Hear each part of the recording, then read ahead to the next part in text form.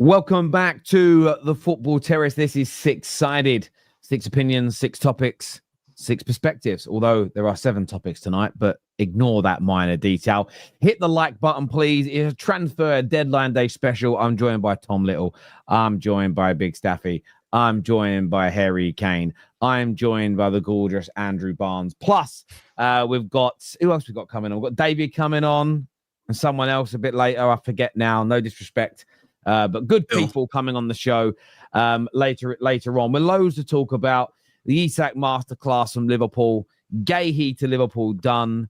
Hincapie to Arsenal is now official. Muani to Tottenham. Here we go.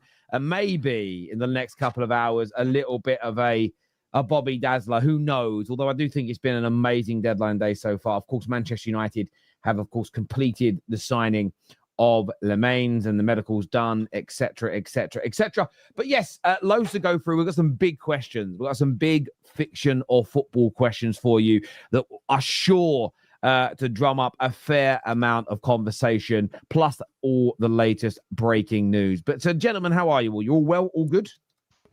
I'm very good. I've been better. Nice 24 hours. I've been better. Well, you say that you've been better, and we're going to start with Newcastle. We're going to start with Newcastle. We have to, right? Because there's a few bits to go through. All breaking news: Donnarumma has now signed his contract with Man City. But have you know, guys, all felt like that once you get the here we go or the Ornstein bomb on a deal, the whole they've just signed their contract, they've just completed a medical. It all feels a little bit. It doesn't matter at that point. Nah. It's already done. It's already done. Yeah. Oh, David's here a little bit earlier than we expected. The Right Honourable David Shawinra is here with us now. Said his surname. I've only known 5 years, and there it is. I do that in life, though. People have it might be their first name, it might be a middle name, it might be a surname. I ignore it because I'm dyslexic and I can't quite work out how to say it. But then when you've known someone for a certain amount of time, it's then rude to ask them. I worked with one guy for 9 years at Barclays, and I never learned his name because I never asked it. So all I ever called him was mate and bruv. And I swear, the day I left, I was pissed. I said, mate, I need to ask you a question. He went, yeah. I said, what is your name?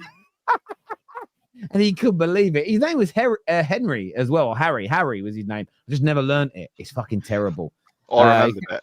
I know. I remember him now. I left, and that's mad. I left Barclays 7, 8 years ago, and I remember his name. I just saw him most days. Just hello, mate. I just never asked his name, and it got to a point where it was too rude to ask. Look, we've got loads to go through today. Loads of transfers to discuss and debate. Terry, you didn't? No, I did. No, Lou, 100% I did. I'm just like that. I'm like that. I really am. Nick Sports here. I hope you're well, my brother. He said there's been a few hijacks and foul medical. Here we goes aren't enough. No, I do agree with you. Listen, I'm ahead of the game. The Football Terrace created its own index for transfers 3 or 4 years ago. Remember, a done deal is not a completed deal. I get a lot of stick for it, but this year's kind of proven that, you know, a deal being done doesn't always mean it's going to complete. You are right, Neeks, but that's just for us, the old G's in this. These young pups, they don't know what they're talking about these days, especially the likes of Staffy. Do you know what I mean? One day they'll get a bit of air. Do you know what I mean? One day they'll grow up. I'm probably the second oldest one on this panel, bro. What do you mean? 25, 26? 31, bro. What do you mean 26? 31. I'm on. Nah, Tom, no, David's the youngest. I'm 37. You look it, bro. I don't know what you're saying. We have talked by that one, but couldn't believe it. That no, actually, you're right for 37. No, he's arguing about second oldest. That's what I meant. I'm older than him. Me and Terry are the same age, apparently. Do you know it's funny? Yeah, I was quite proud. David, what, you 22, 23? I'm 23. 23. So a year ago, so 22. We're in Germany and we're out having a few drinks and food, and David was chatting to these 2 German girls, and like, just, hello, how you doing? Yeah, nice. And then we were sort of asking them how they think we all are. We convinced them that Tom was trans, which was quite funny just to wind Tom up with. And they believed it. They went, oh, amazing. Good for you. It was just great, right? And they were like, how old do you think me and David are? And obviously at the time I'm 38, David's 22. They're like, about the same age. And I thought, well, that's either good for me or bad for David. It's one of the two. But either way, it weren't bad for me, to be fair. So there we go. I thought Staffy was 47, is what Fonz said. Oh, that's rude. Wow. Yes, I am 47. Ooh. But have you ever met a person and they're like, "Oh, guess my age," and they're like, "Yeah, 47." No one ever fucking says that. They'll just say, "Yeah, you're 40s." But Fonzie's doing too much here. But actually, Fonzie's my obsessor. Since you have obsessor, Fonzie's my obsessor. So I'm not surprised it came that come again for him. The only reason we made that joke about Tom Little is because of what he told us about one of his friends. That's what it was. Remember, David? It's I don't know. Yeah, I don't know. It's so funny because when Tom explains it, I know what he meant. But it's commas in the English language are so important, and that proves it. It proves there is a difference between I don't know and I don't know. But I said I don't know. You didn't say that. I can't, man. We digress massively. Loads to talk about today. First question of the show. The first on the six-sided show today is, and I was going to start with number one, but I'm going to change it up a little bit to throw everybody off. I'm going to start with Newcastle because Kane's not here for the whole show. Fiction or football? Signing Wødemade and Wissa is an upgrade on Isak and Wilson at Newcastle. To you first, Kane. Fiction or football? That's a tough one. I'm going to say fiction for now, because with Wødemade, it's a lot of potential. So it could look like it could end up being as good as Isak. He might not be, in which case we've not done it. But I think what Newcastle try to do is replace Isak in the aggregate. I think Wilson at the moment is sort of a non-factor. It's really does Wødemade and Wissa cover Isak. On talent, no. Potentially it could. It definitely raises our floor. And if I back Eddie Howe to improve Wødemade to the point where he could well be the next potential Alexander Isak. But at the moment, it's fiction. I mean, did you see Callum Wilson's goal on Sunday? The movement. Yeah, fantastic. I mean, you can't beat that. That's instincts, I call that. But no, I think Johan Wissa is more than an upgrade on Wilson. It's what we've done is essentially taken Isak's goals and spread it over two players, which is probably the smartest thing and the only thing Newcastle could have done, I guess. What are you saying, Staffy? Do you think that do you reckon? And this is about predictions, I suppose, because we don't know that much about. I keep saying Wødemade. I think it's Wødemade. Wødemade. I think it is Wødemade. There is no umlaut on it, so it's Wødemade. Wødemade. Yeah. David lived in Germany, so I'm always going to go to him on that one. Although he couldn't order a hamburger at McDonald's, they didn't understand him. But he doesn't know German. But what do you think, Staffy? Do you think these two collectively are going to score more goals and make Newcastle better in the attack than they were last year? I mean, when you want to look at it in terms of depth, yeah, sure, because you potentially got a much better upgrade on Callum Wilson. But I won't say it's fiction. I'll say it's delusion, because you don't lose arguably the best striker in the league, because he's in a comparison with Haaland on who's the best striker in the league, and say all of a sudden you upgraded. That just doesn't happen. So you find yourself in a conversation. Would you rather quality or would you rather quantity? Because right now their quantity is good. They have two decent strikers. One is young upcoming, and one who scored 19 goals in the league last season, which is very impressive for Wissa. But then you also lost Isak, and he's the best out of the bunch, and he's better than anyone in this conversation by a country mile. So I'd say it's fiction for me.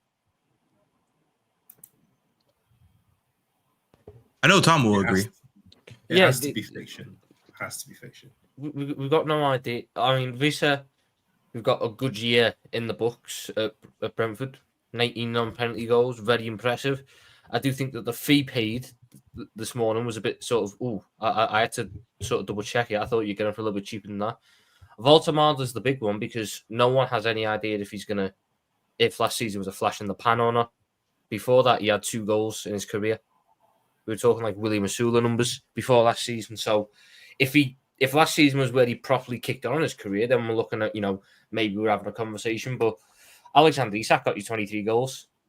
That's very difficult to do in the Premier League. That was a guaranteed 20+ goals for 3 seasons, I think. That's very hard to replace. Wissa, you've got a year of getting close to that. Maybe moving to Newcastle, a better team, team that will dominate more games. Maybe you'll see that be consistent. But again, we're talking about a 28, 29-year-old here. It's not like it's going to be a 4 or 5 year thing. We're talking about 2 years maybe. And Wødemade, there's just so much uncertainty about him. He's got such an interesting profile. A lot of interesting things going for him. But there's too many question marks about it. Was last year just a flash in the pan? Is this game going to translate over to the Premier League well? How are Newcastle going to use him? Are they going to ask him to do similar things to Isak, or are they going to try and play him in his own way? Because he is a bit of a different striker to what Alexander Isak was. There's so many moving parts with that one that I just think in the moment it's got to be fiction, because we can't go against guarantees. And I know Wilson didn't play much last year, but Wilson, you don't do how many years Wilson's done in the Premier League without being a relatively good striker who can guarantee a certain number of goals. And Alexander Isak was, for all accounts, the best, if not the second best striker in the Premier League for Newcastle. So losing that and replacing them with maybes, it's got to be fiction for now. Yeah, it has to be fiction. It's 14 Bundesliga goals, 6.5 mil per goal. It cannot be football. And again, it's not that he's a bad player. It's just that you're trying to replace like one of the best players in the league, and you've signed 2 players who are not as good as him. So those 2 on their own isn't better than Isak currently. So it can't be better than Isak and Callum Wilson.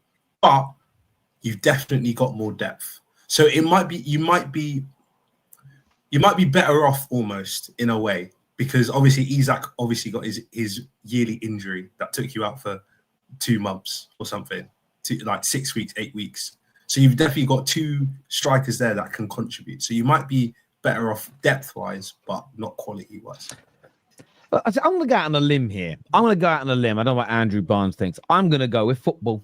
I'm going to go out on a limb. I think as a collective, they're going to score more goals. As a collective, which is what teams and squads are about, not individuals, I think their attack is going to be in a better position next season. I think that Wødemade and Wissa will collectively score more and create more than Isak and Callum Wilson combined. In the league, I'm talking. And I think it will I've said this all summer, and I've flip-flopped on it a few times when I've read, and maybe it was because I was listening to those fucking man like Keith, Craig No Hope, and Luke No Friends, because too much. But I actually think Newcastle were going to go from strength to strength. I actually think they've looked very good this season. They just haven't had people to put the ball into the back of the net. And had they had the hierarchy got these players in sooner, I think you'd be looking at a team sitting on somewhere between sort of 7 and 9 points, and they can't. I don't think there's no way they could have had 8. I don't think there's a mathematical way it could have been 8. But between 7, they'd be on 7 or 8 points. I think they win their opening 3 games, or at least 2 of them, and sitting in a much more comfortable position. So I'm just going to go with football, and it's a prediction. It isn't based on the numbers. It isn't saying Alexander Isak is a bad signing. I think it's a fantastic piece of business for Liverpool. That being said, I think as a collective, their strike force, I think, will be better this season than last year. Yeah, I'm going to say football as well, but I'm going to split it to say football for Wissa and Wilson, that comparison, just because of Vissa's form last year. Wissa was really, really good. So is the easier upgrade to Wilson? For now, yes. But Wødemade, I think that he still has, like David just said, just 14 goals in the Bundesliga. He played for Stuttgart, and so he's got to definitely improve, because I don't remember how much Isak was, how good he was before he came to Newcastle. I think it has to do a lot with the manager giving him the opportunity and helping him. Obviously, there is some natural talent there. So I think that, so I'm going to split it like that. In terms of whether Wødemade is an upgrade to Isak, I would say fiction to that. But Wissa is a better player, especially on form versus Wilson. And I think, yes, this team, especially how they've built their front line now, I think that they are going to be, because I saw their last game, they were really attacking, but they were just not finishing the chances. They were making a lot of chances. They have the pace in front to sort of counter with Elanga and Anthony Gordon. Sorry. So I think that this could be an interesting lineup, and I think after this saga's over, they know who their team is, and that's for every team right now. They know who their team is. They will be a little more settled. The international break came on the right time for them, so they can sort of sort their feet out, and I think this is going to be a good thing for Newcastle. It's fair. On Newcastle in general, Kane, are you just glad to see the back of this window? Yes. I'm glad the dust is settled. I'm glad it's all over. I can now just go back to concentrating on the lads that want to play for the team. And I think I echo probably the thoughts of every footballer, every football fan, of a team whose player doesn't want to play for them anymore. He's gone. We've recouped a good fee for him. A little on the low side for me, but hey, it's better than nothing.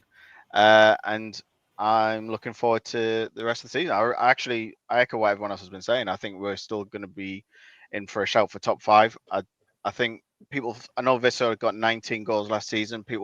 Non-penalty goals, which is the same as Isak last season. And then the season before he got 12, and that was with a Brentford side with Ivan Toney in the team. So he can play both in alongside Wødemade as well as on his own. So I've got no worries with him. And I think with the Wissa sign is important as well because it gives Wødemade the time and space to let him grow and get used to what Eddie Howe wants to do and let Eddie get into him and improve him. Like I know he will, because if one thing we all can agree on is Eddie Howe improves all players he touches in a non-weird way. But so I think in time to come we'll probably look back on this and say football. But for right now, I understand what people are saying. But I think, as you say, going from Isak to anyone is going to be a downgrade. Steffi, do you think that this Isak saga though is a lesson to other clubs? And I'm not just saying smaller clubs versus bigger clubs, but is it a lesson to actually, as long as you're getting offered the right type of money, is it not just a lesson to get these things done sooner rather than later, rather than letting it drag down to deadline day, the media wars, the PR wars, the battling, the statements? Is it not just a lesson for every club to go, let's not be Newcastle? Yeah, funny enough that you said that. I was actually about to ask, what did you as Newcastle learn anything this summer? And I think there's a lot of lessons to be learned. No need to be a little bit stubborn sometimes in the window. When a player wants to leave, especially when you're a lesser, I don't want to say a lesser club, but when you're a smaller club, compared to the Liverpools and the Uniteds and the Arsenals and all these guys, no point of just dilly-dallying the whole summer, just trying to get into sagas and, getting old. It just felt like, I'm not gonna lie, it felt like a TV show. It just felt like a reality TV, and like posts are being posted and the truth will come out soon. Just felt like a whole WWE promo. But listen, Isak got his move at the end of the day, and Newcastle got their players at the end of the day. Should they have done it sooner? Sure. They're already on what? How many points so far? Can you remind me, please? 2 points. It's a bad start. 2 points out of 9. Definitely not good. If you would have moved them on earlier on and got your players in, probably this would have been the situation. Especially that they have Champions League and all that. So I think they learned a very valuable lesson as a club that is aspiring to be a little bit bigger. It will take time to get to that stature. You're just not there yet. But it is what it is. They still managed to somehow kind of recover a little bit, make 2 decent striker signings. So it's good for them. But I hope they did learn a lesson from this. For their own sake, not for mine. Yeah, listen, I kind of agree. How good a deal? Yeah, I know what you think about this, Tom, but I want to throw this to David. How good a deal is Isak to Liverpool? What does it do in terms of the title race, and maybe beyond the title race, David? What does it do for Liverpool in the sense of winning multiple trophies this year, plus the expectation 419 million? No, that's a lie. Now it's 400 and add another 35 to that, so to 254 million pounds spent by Liverpool with Isak, the sort of crowning jewel of their summer. What does it do expectation wise? It puts Liverpool in the best position to win every trophy that they enter. Fact. So that's what I'm expecting. Again, when my club was spending money, we got told we bought the league, we've ruined football, this, that, and the other, yada, yada, yada. And certain clubs' managers said, we can't spend money like the others do. So I have no problem with Liverpool doing this. I actually don't. I think it's great.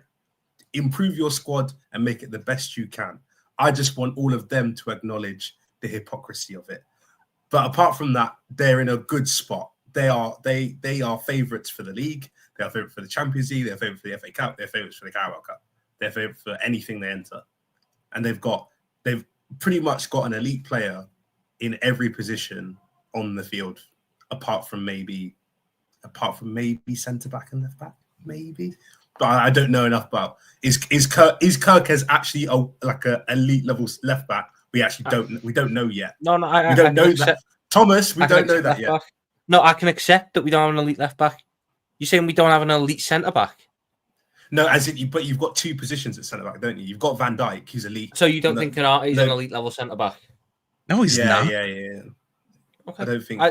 I thought you were saying we just don't. I don't think so personally, but I think last season he showed that he can perform at that level. Cool. Wait, Tom, you surely don't think that Konate's elite, right? Surely not. I think he's good. Elite though. He's like the level below elite, wherever that is. Say a little bit more than just one level below, but no, he was very good. Conversation for another day. But like you won't get beat out in attack by most teams. You won't get beat out in midfield by most teams, and you won't get beat out in defense by most teams. And you arguably have the best goalkeeper. So you must, but also another team must as well. So one of you is going to be really disappointed at the end of the season, and it's going to be great. It's actually going to be great. And if neither of you win it, if neither of you win this title. That brings us into that brings us into a really the next fictional football question, because I think it couples in nicely and the audience can get involved with this as well. And that is fictional football. Even after signing Isak and Guéhi, Arsenal have still had a better transfer window than Liverpool. I go to Andrew Barnes first. Wait, can I ask before you answer? Who sent you that question? Was it Igal that sent that? No, no one sends them in. I take it off of tweets that have gone viral. Sounds like Igal would have sent it. That's all. Igal probably retweeted or liked it, but it wasn't Igal. But yeah, these are all the things I put out there are statements made by people on socials, fans. But yes, even after Guéhi and Isak, the claim was made today that Arsenal have still had a better transfer window than Liverpool. What are you saying, Andrew? I say fiction, Terry. Like this Liverpool transfer window will go down in history. Like it will. I think that, and like I said, as a Chelsea fan, I said it in the group chat as well. I made a joke as like Liverpool bought the league this season, but like as a Chelsea fan, I was just joking. I don't care if they spend money, because I just hope that they don't like cry about it when we do it in the future, because I think that this sort of like I said, the transfer window will go down in history as one of the best, because they really leveled up, and I didn't expect Liverpool to do this. And the way they've done it, they're showing that they're serious, that they want to retain the league. They want to do what Man City did a couple of years ago on the last decade. They want to like continue to keep the Premier League. I don't know how they're going to fare in knockout tournaments, but the Premier League, they definitely want to keep this. And if you look at the signings, I think right now in the last 2 years or 3 years, they've already on the top three. So we have Caicedo on number 3, but then you have the record, like British records of players signing in or players coming in is Isak and Wirtz, and they're both Liverpool players that were signed in this window. And so I think it's fiction, but that doesn't let Arsenal off the hook. I think they've sort of built what they need or what they believe they need.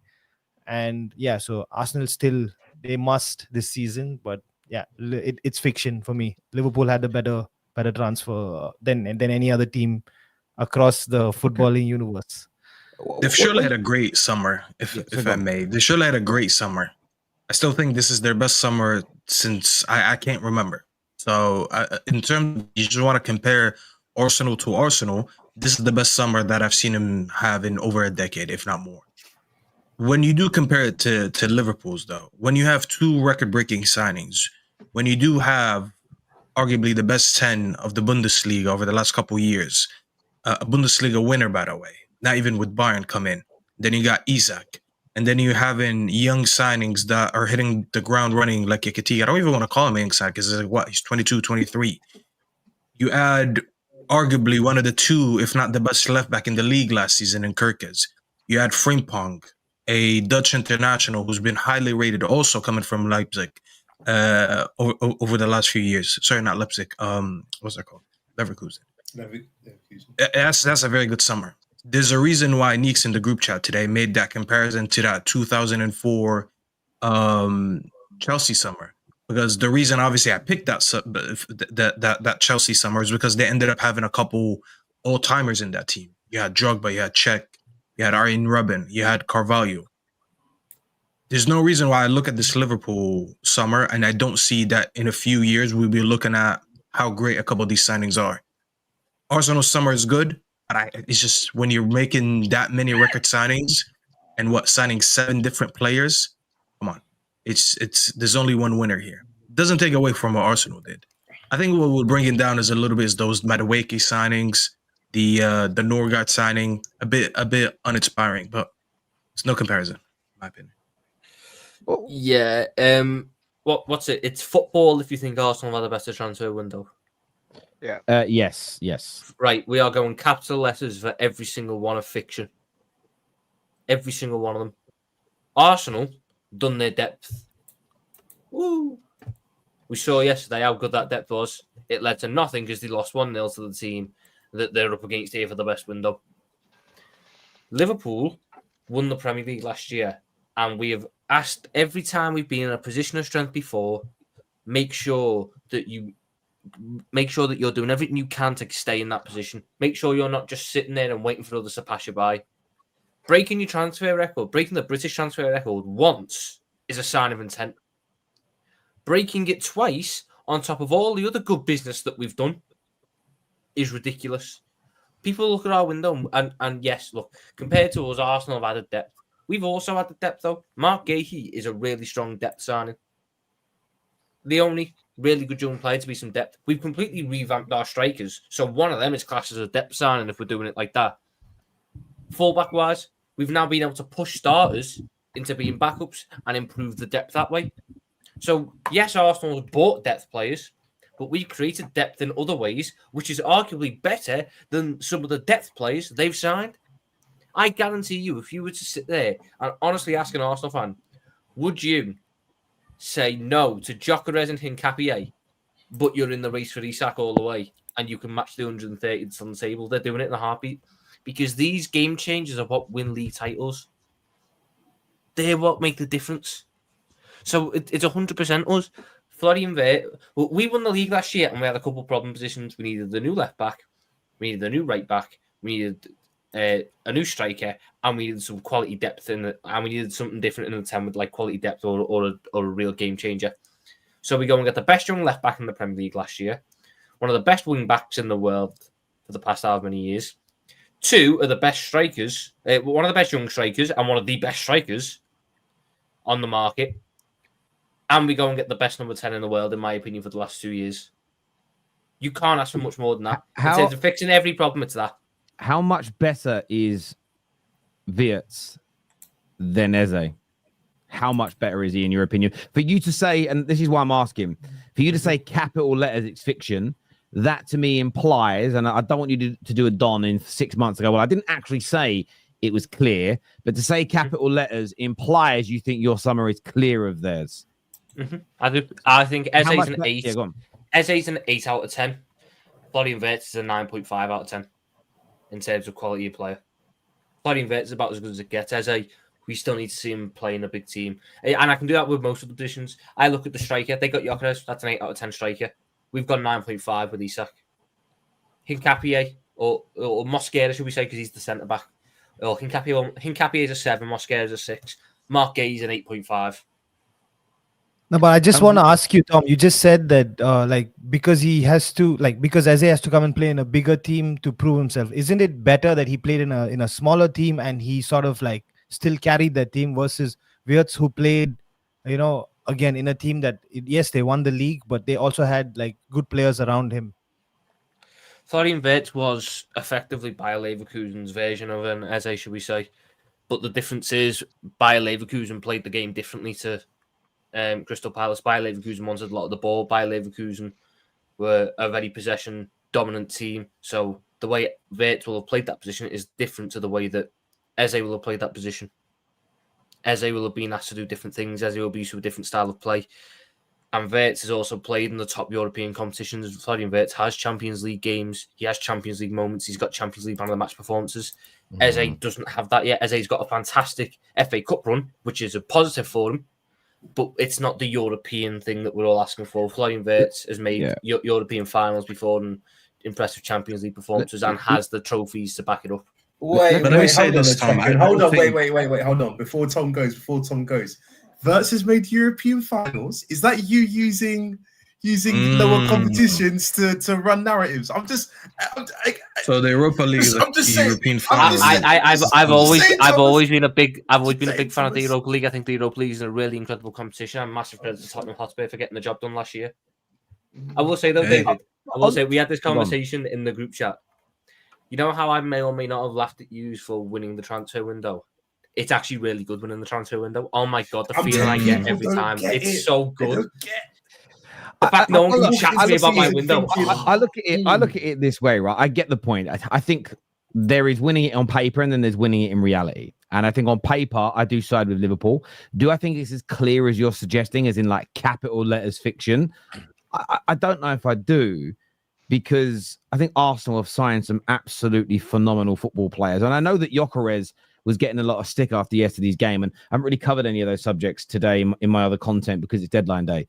But I will be tomorrow. I was listening to a piece on TalkSport where they were like, "I'd be worried, I'd be panicking with the display." His numbers weren't overly different from Hugo Ekitike's yesterday, and we're doing a disservice to football fans. Well, the professional pundits are doing a disservice to football fans.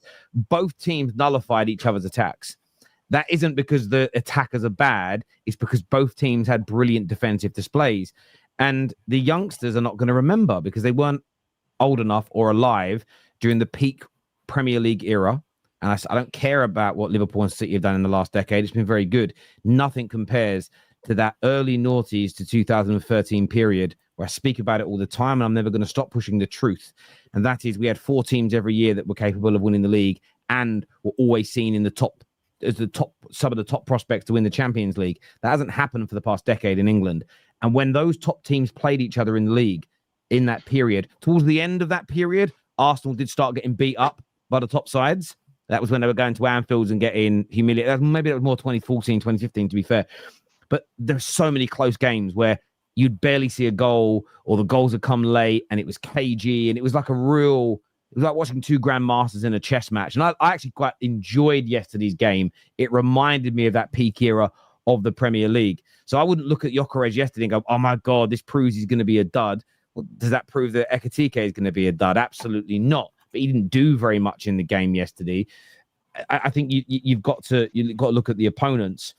But my question to you, Tom, is how do you quantify Wirtz being that much better than Eze? What are we using over the course of this season and next as the measurements for you? Because I'll let you set the parameters because you've made the claim. What are the parameters to prove your point? And it can't just be eye test. There has to be something tangible that we can actually. Eye test is something different for everyone. So I feel it's wrong to say eye test because what I like in a footballer might not be what you like in a footballer. I think what we're after is impact on team. So when Wirtz or Eze's playing, does their team look noticeably better? Does it look noticeably more fluid? Does it look? Is that team playing through them? Output is always going to matter as well, albeit it's not the be-all, end-all factor. My main thing is going to be, does Arsenal look better or look much more better with Eze compared to how Liverpool much more better? I don't know the words. I don't know the words. Do Arsenal look much better with Eze in compared to when he's not in comparison to how much better Liverpool look with Wirtz or without him? And if it's a case where at the end of the season, Eze's adapted to Arsenal brilliantly, and Arsenal look a much better team with him. Whereas Wirtz, we've still got some teething problems. It's not 100% there. I'll hold my hands up. No, but I'm going to say yes to yes to what you just said, because when Eze came on yesterday, like the one time that he had to like take on his player, he took on Szoboszlai. So like that was beautiful to watch how easily he went past. He took on a 10 at fullback. No, but it was that simple. Another man would have done it, and he didn't do it. But you have to like David. You have to understand that Szoboszlai was holding his own, not just in this match, the previous match as well. Terrible winger. No, but I'm saying, yeah, so he's a terrible winger, whatever. But I'm saying that when you're how for us, whoever you put in front of us, you have to play them, you have to do your job.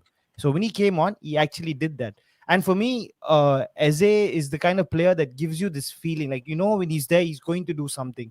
He sort of like creates these moments even for himself. And Wirtz did that. He did that for sure, especially when when Leverkusen won the league.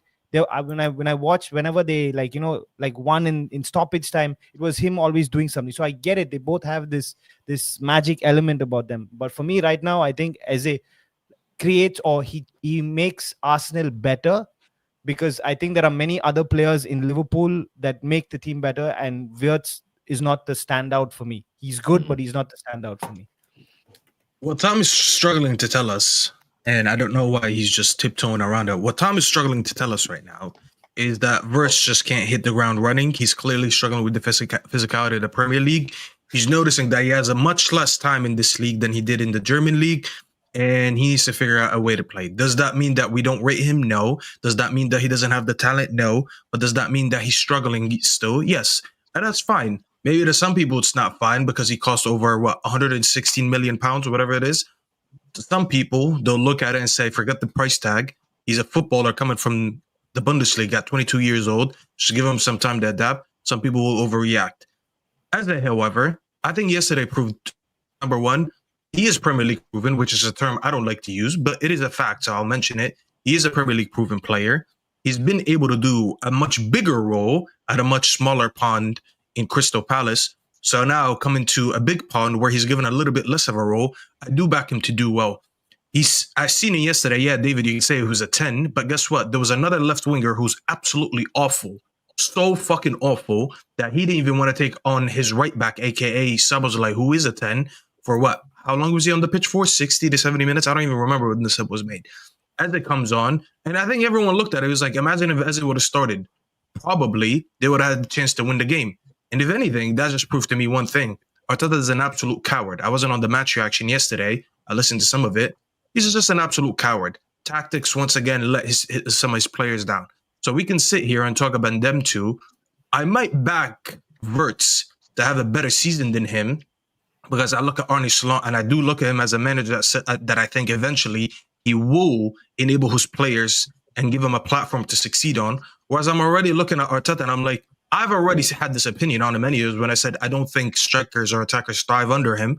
But I look at Eze yesterday and I'm like, how much or how many more times this season is he going to be given a situation where he plays on the left or in the 10 and the tactics I don't really agree with, which will make him struggle outside of just talent? Go ahead. I hear there is some breaking news, ladies and gentlemen. Mark Guehi underwent his medical ahead of a proposed transfer from Palace to Liverpool. This is from David Ornstein. But the move is now in jeopardy as Crystal Palace have issues finding an adequate replacement.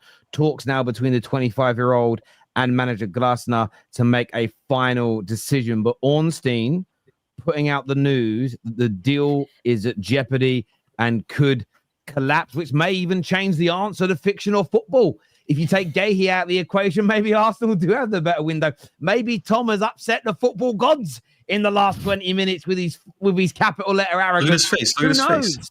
Look at his face. But Tom, your instant reaction that the deal might, and I emphasize the word might, be off young Thomas. How quickly can we get Joe Gomez in a car down to London?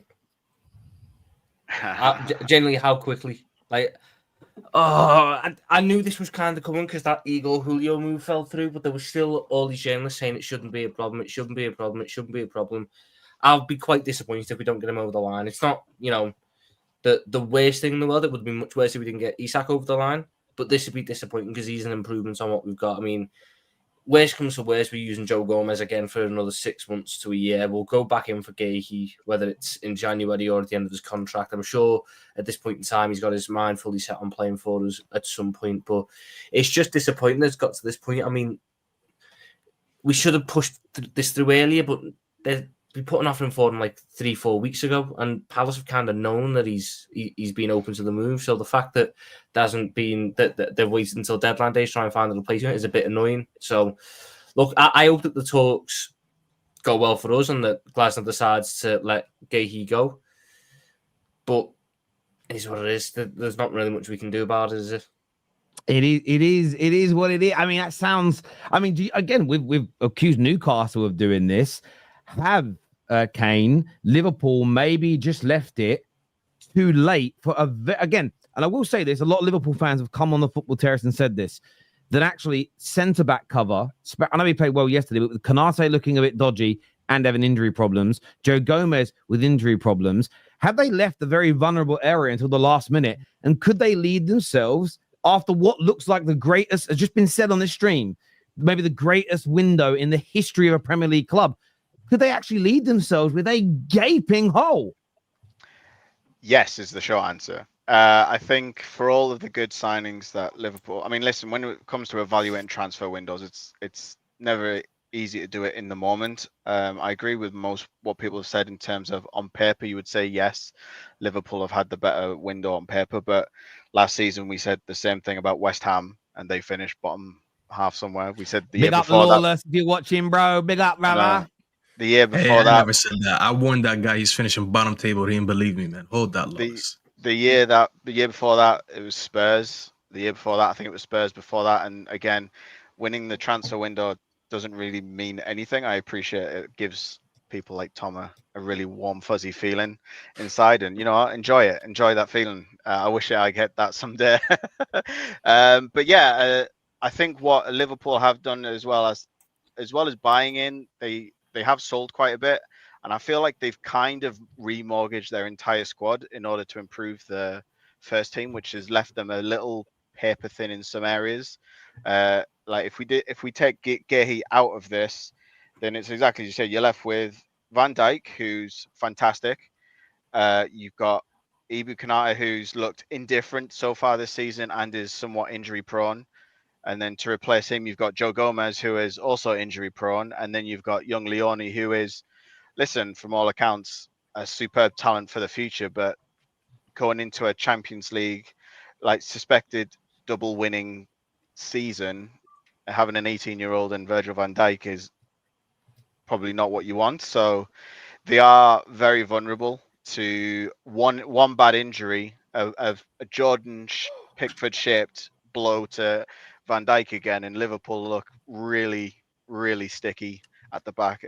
But I guess that's the dice they've rolled. I guess we'll see in the future. But again, on paper, Liverpool. Sorry. But no, I'm just, I kind of agree. I just want to say very quickly. Sorry, I didn't mean to interject, but to Ben Jacobs has just said now, Liverpool waiting for Crystal Palace to decide on whether to sanction the exit of Mark Guehi after missing out on Igor. Clarity soon as Crystal Palace continue to discuss. But we have to remember is there's 66 minutes left in the window.We're 5 minutes to midnight right now, and this needs to happen because go on. I was going to say, Tom, you better hope that Crystal Palace have an interest in Axel Disasi because he's already in London. That's what you heard that. I mean, surely West Ham don't need two centre backs. Don't need two, do they? Well, West Ham are trying to sign Disasi right now, apparently. So I know. Like, do you reckon they can not just like take Igor and then push Disasi some way? Oh my God! Again. If Liverpool don't get a centre back, then there is a hole there. And one thing, again, something about this season is telling me that I think the team that can stay the fittest is the team that's going to win overall, because everyone is picking up key injuries already. We've had Cole Palmer out yesterday, but 5 minutes into the game, Saliba just stopped working. Like Man City have got their own injuries, and like Rodri's still not fully back. I feel like if your team can stay fit, then you'll do really well. If you've got a gaping hole in a really key position, cool. If you've got a gaping hole at full, I feel like I feel like fullback is a position where if you're you're not got your number one, you get by. But centre back, centre back, goalkeeper, centre mid striker, those positions are the ones where it's like if you're missing your guy, you might run into trouble. So if you're gonna put all your hopes on a Leone kid from Italy who no one's really seen and no one really knows about, it could cause problems. Mate, our biggest enemy this window has been fucking replacements. I get that, right? But I want to just point this out. Like, we have all sat there and just said, you've had the best window this summer. And although I think you and Arsenal is marginal, I think it goes in your favour. But imagine having one of the greatest windows ever. But I'm trying to think of it's like Achilles' heel. All that muscle, all that brawn, all that amazing fighting ability. You get clipped on the Achilles. I mean, by Parish with a bow and arrow, who was an absolute twonk, weren't he? We've all seen the film Troy. What's a wet wipe Parish was, and you're dead. You fall down. Imagine after this window, all this brilliance. Imagine, touching wood, it doesn't happen because I never like to see anyone get hurt. Imagine you get a bad injury or two at centre back, and then you don't win anything. That's the one bit to me that I'm looking at, and I'm thinking. You could leave yourself. You're leaving yourself very. It's like leaving your door unlocked in the Bronx. Do you know what I'm saying? Like leaving your door unlocked in Hackney. You might be able to go out for the day and come home, and all your belongings are there. Shout out to the Bronx, man. You might have nothing left. You might have nothing left. I mean, in England, it might even be your house by the time you come back. Locks, chains, squatters' rights, bruv. Like, things can change. Like, you got to sort this out in the next hour, bro. I'll be honest. Before the guy at the gym that could bench 250 kilos, but they can only squat 50. They got no legs, just big upper body. Oh, look at me. No, look, it's one of them ones where if it doesn't happen, we're not as strong. But look, at the end of the day, am I looking at my defensive unit and going, it's about as strong as it was last year? And last year it held up fine. Now, albeit we'd again need a little bit more. We need luck with injuries in terms of Canate and Gomez. But this was a centre back unit that won the league last year. It's not like it's a question of quality with it. So if I've got to wait 6 months to get Guéhi over the line, it's not the end of the world. Like I said at the start of this, it was always a case of Isak was the one that had to get done as the priority because we have no other backup. We have no other striker. It was Ekatike or no one. Here, we've at least got players there. They're not as good as Guéhi, but there's players there that can see us through till January, where I'm sure we'd go back in again for them, or see us through till the end of the season once you can get them on a free contract. There's a lot of games in December and November, like a lot of games. A lot of games. There is, but if you that's get why the you have four Christmas centre rut, backs. it's hard to get out of. And if you listen, just hang on, guys, everyone, sorry. And if you listen very carefully, see, you can hear the hamstrings of Konate shaking at the prospect of this. You can hear them. You can hear the little vibration in them. He's thinking, no. Look, let's get us some super chats here. We've been live a while, and there's a few bits come out. Konate is wow. Konate is world class. They'll be fine. I'm gonna throw this one to Staffy. He's not world class, not at all. Nowhere near world class. He's actually very overrated. The guy's clunky on the ball. He is. I'm sorry. He's clunky on the ball. Very uncomfortable. Has a couple mistakes in him per game. Very injury prone. Is he good physically? Yeah, I guess. That's it. I don't see the hype about him. If you don't put him next to Van Dijk, I feel like Van Dijk, because of him, over the years, we've overrated so many players.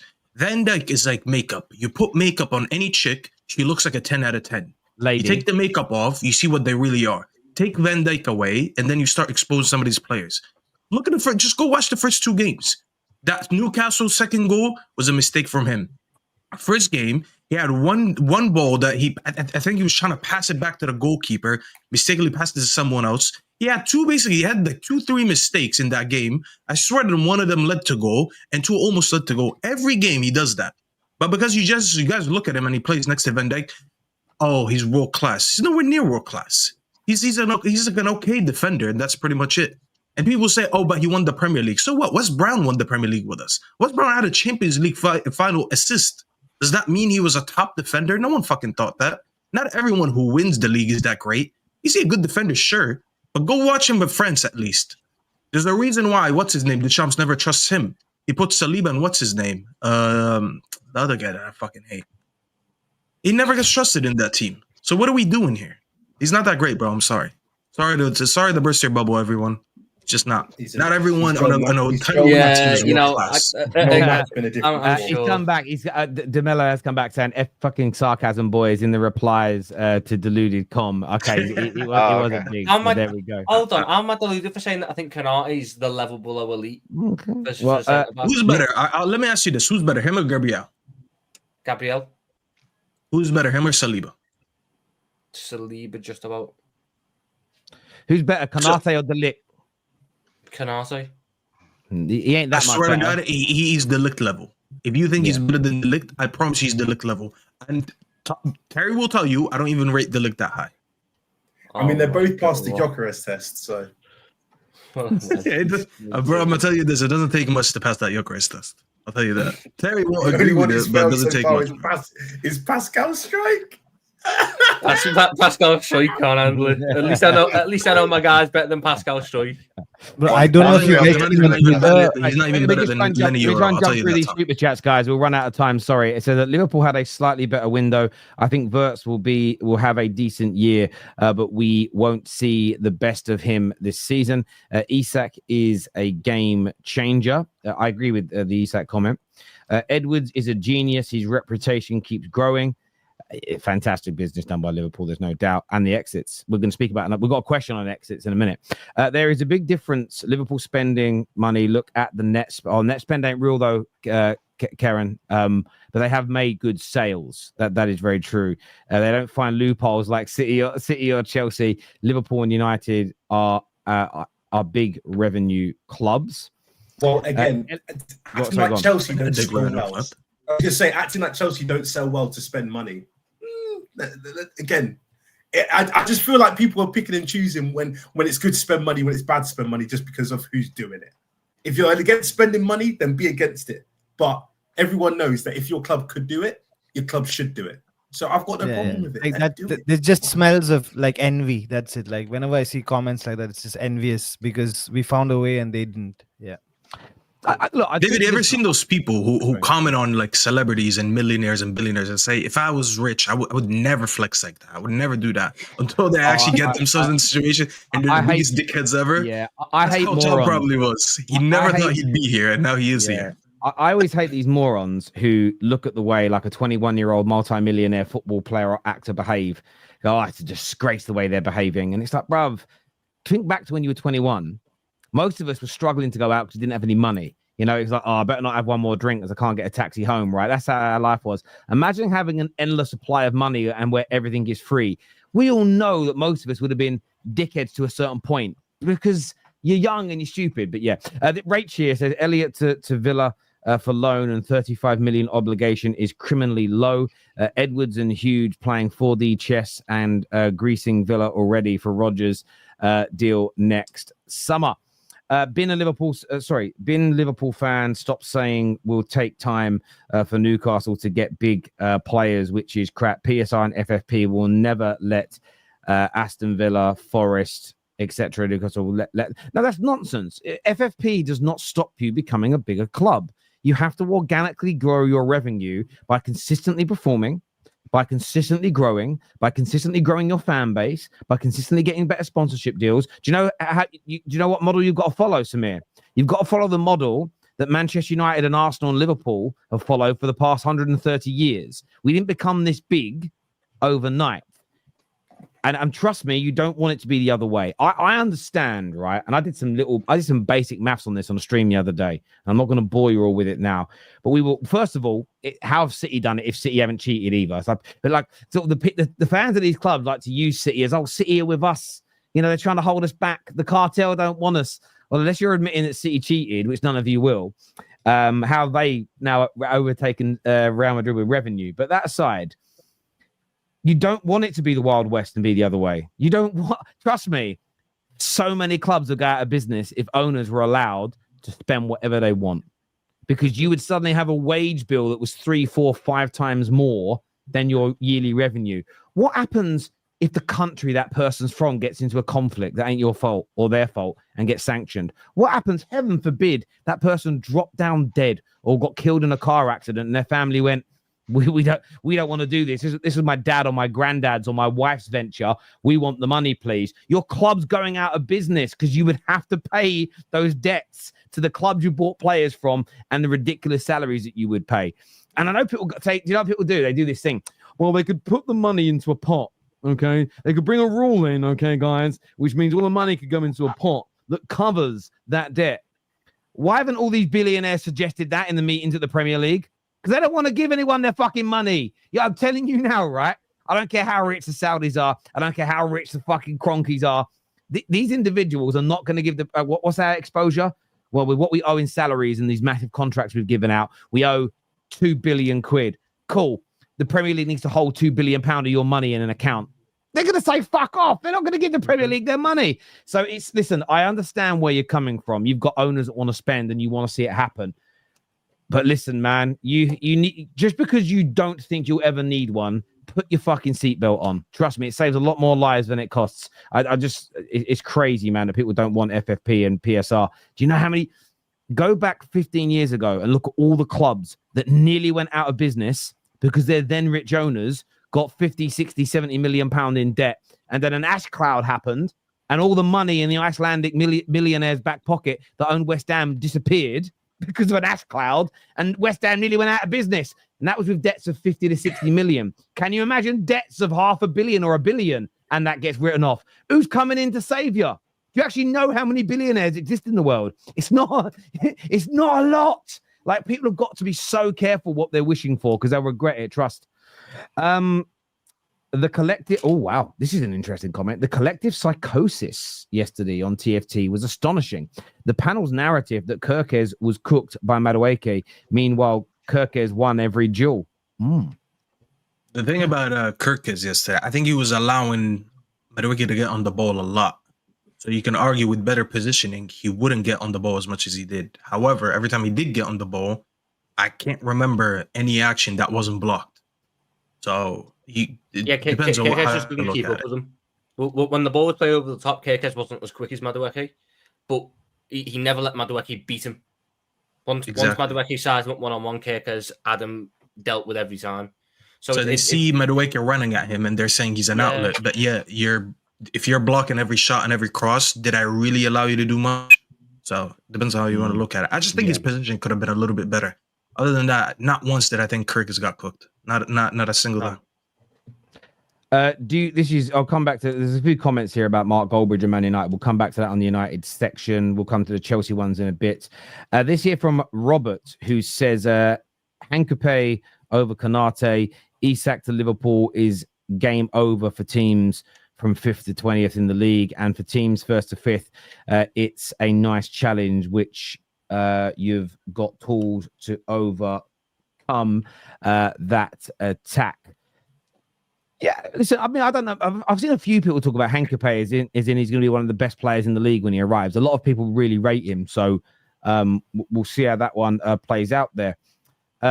This is an interesting update on Guehi. It says here that, so this is from Dave OC Cop, who's very credible in the Liverpool space, that there are fears that Oliver Glasner could walk away from Crystal Palace if Mark Guehi is sold and an adequate replacement isn't found. I mean, that would, again, be mad for Crystal Palace. So Crystal Palace are basically in a situation where it's if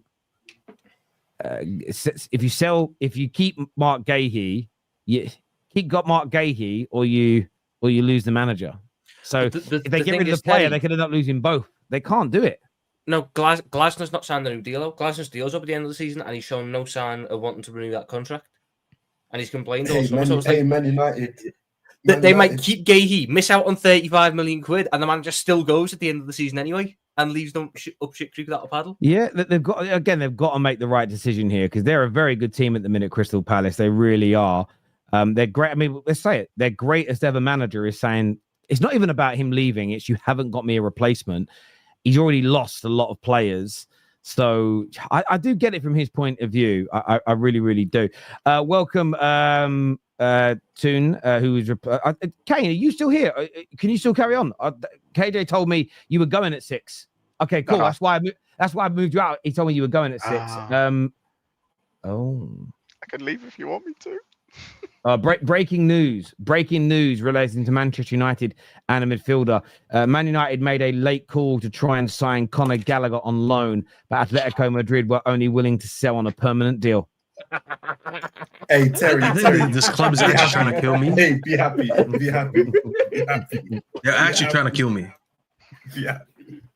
Could you imagine a Gallagher Bruno Fernandes pivot? Oh. They're just non-existent. Nothing in the middle. That is incredible. They're like a polo. The head loss. Oh, do you know what? There's a bit of me that wants that to happen just so you can understand what I went through.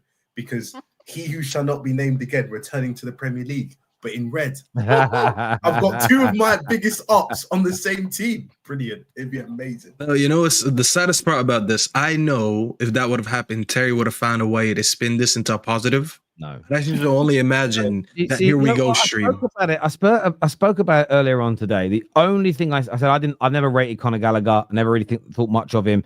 I don't think he's that good a player. The only thing that I said, and this is the truth, I do think he's better than Toby Collier. We've sent Toby Collier out on loan and not brought in anybody else. So I think it leaves us short body-wise. That's about as positive as I could make it. And that's from me, who doesn't look at life in such a dark way like Staffy. But when Staffy eventually finds himself a woman that he can cuddle at night, we'll see a different man. Here we go. Here we go. It's true. It is true. And here we go. It is true. No, but Terry, I think United. Go on. But Terry, I think United did Martinez dirty because you guys bought the other keeper. He said bye to his Villa fans. He cried. He did all of that. No. Let's not do that. First of all, he did that. That goodbye thing was last season. He thought this was his last season. I never promised him anything last season. Did I promise the Argentinian Onana I was buying him in May? I didn't do that. So he can cry all he wants. Now he can cry all the way back. Have you noticed that he mentions the Argentinian part?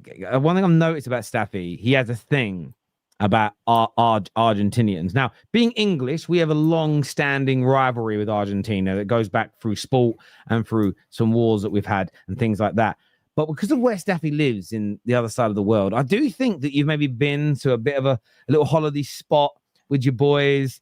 I just think maybe you either got into a scrap where you lost, or a girl was stolen off you by an RG. It's just the way you don't First like of all, Argentinians. I'd never lose a scrap to an Argentinian because I'm twice their size. They're all midget. I don't know about that, bruv. I don't know about that one, bruv. They're a serious nation. They didn't beat us. They didn't beat the Brits. They didn't beat the Brits. They've got a big rugby team. All I was going to say is I actually think the GOAT of football is Argentinian. I celebrated Argentina winning the World Cup. Unfortunately, we just keep getting the worst South Americans. We got Di Maria, who pissed all over the club. We got a fake tough man in Lisandro Martinez.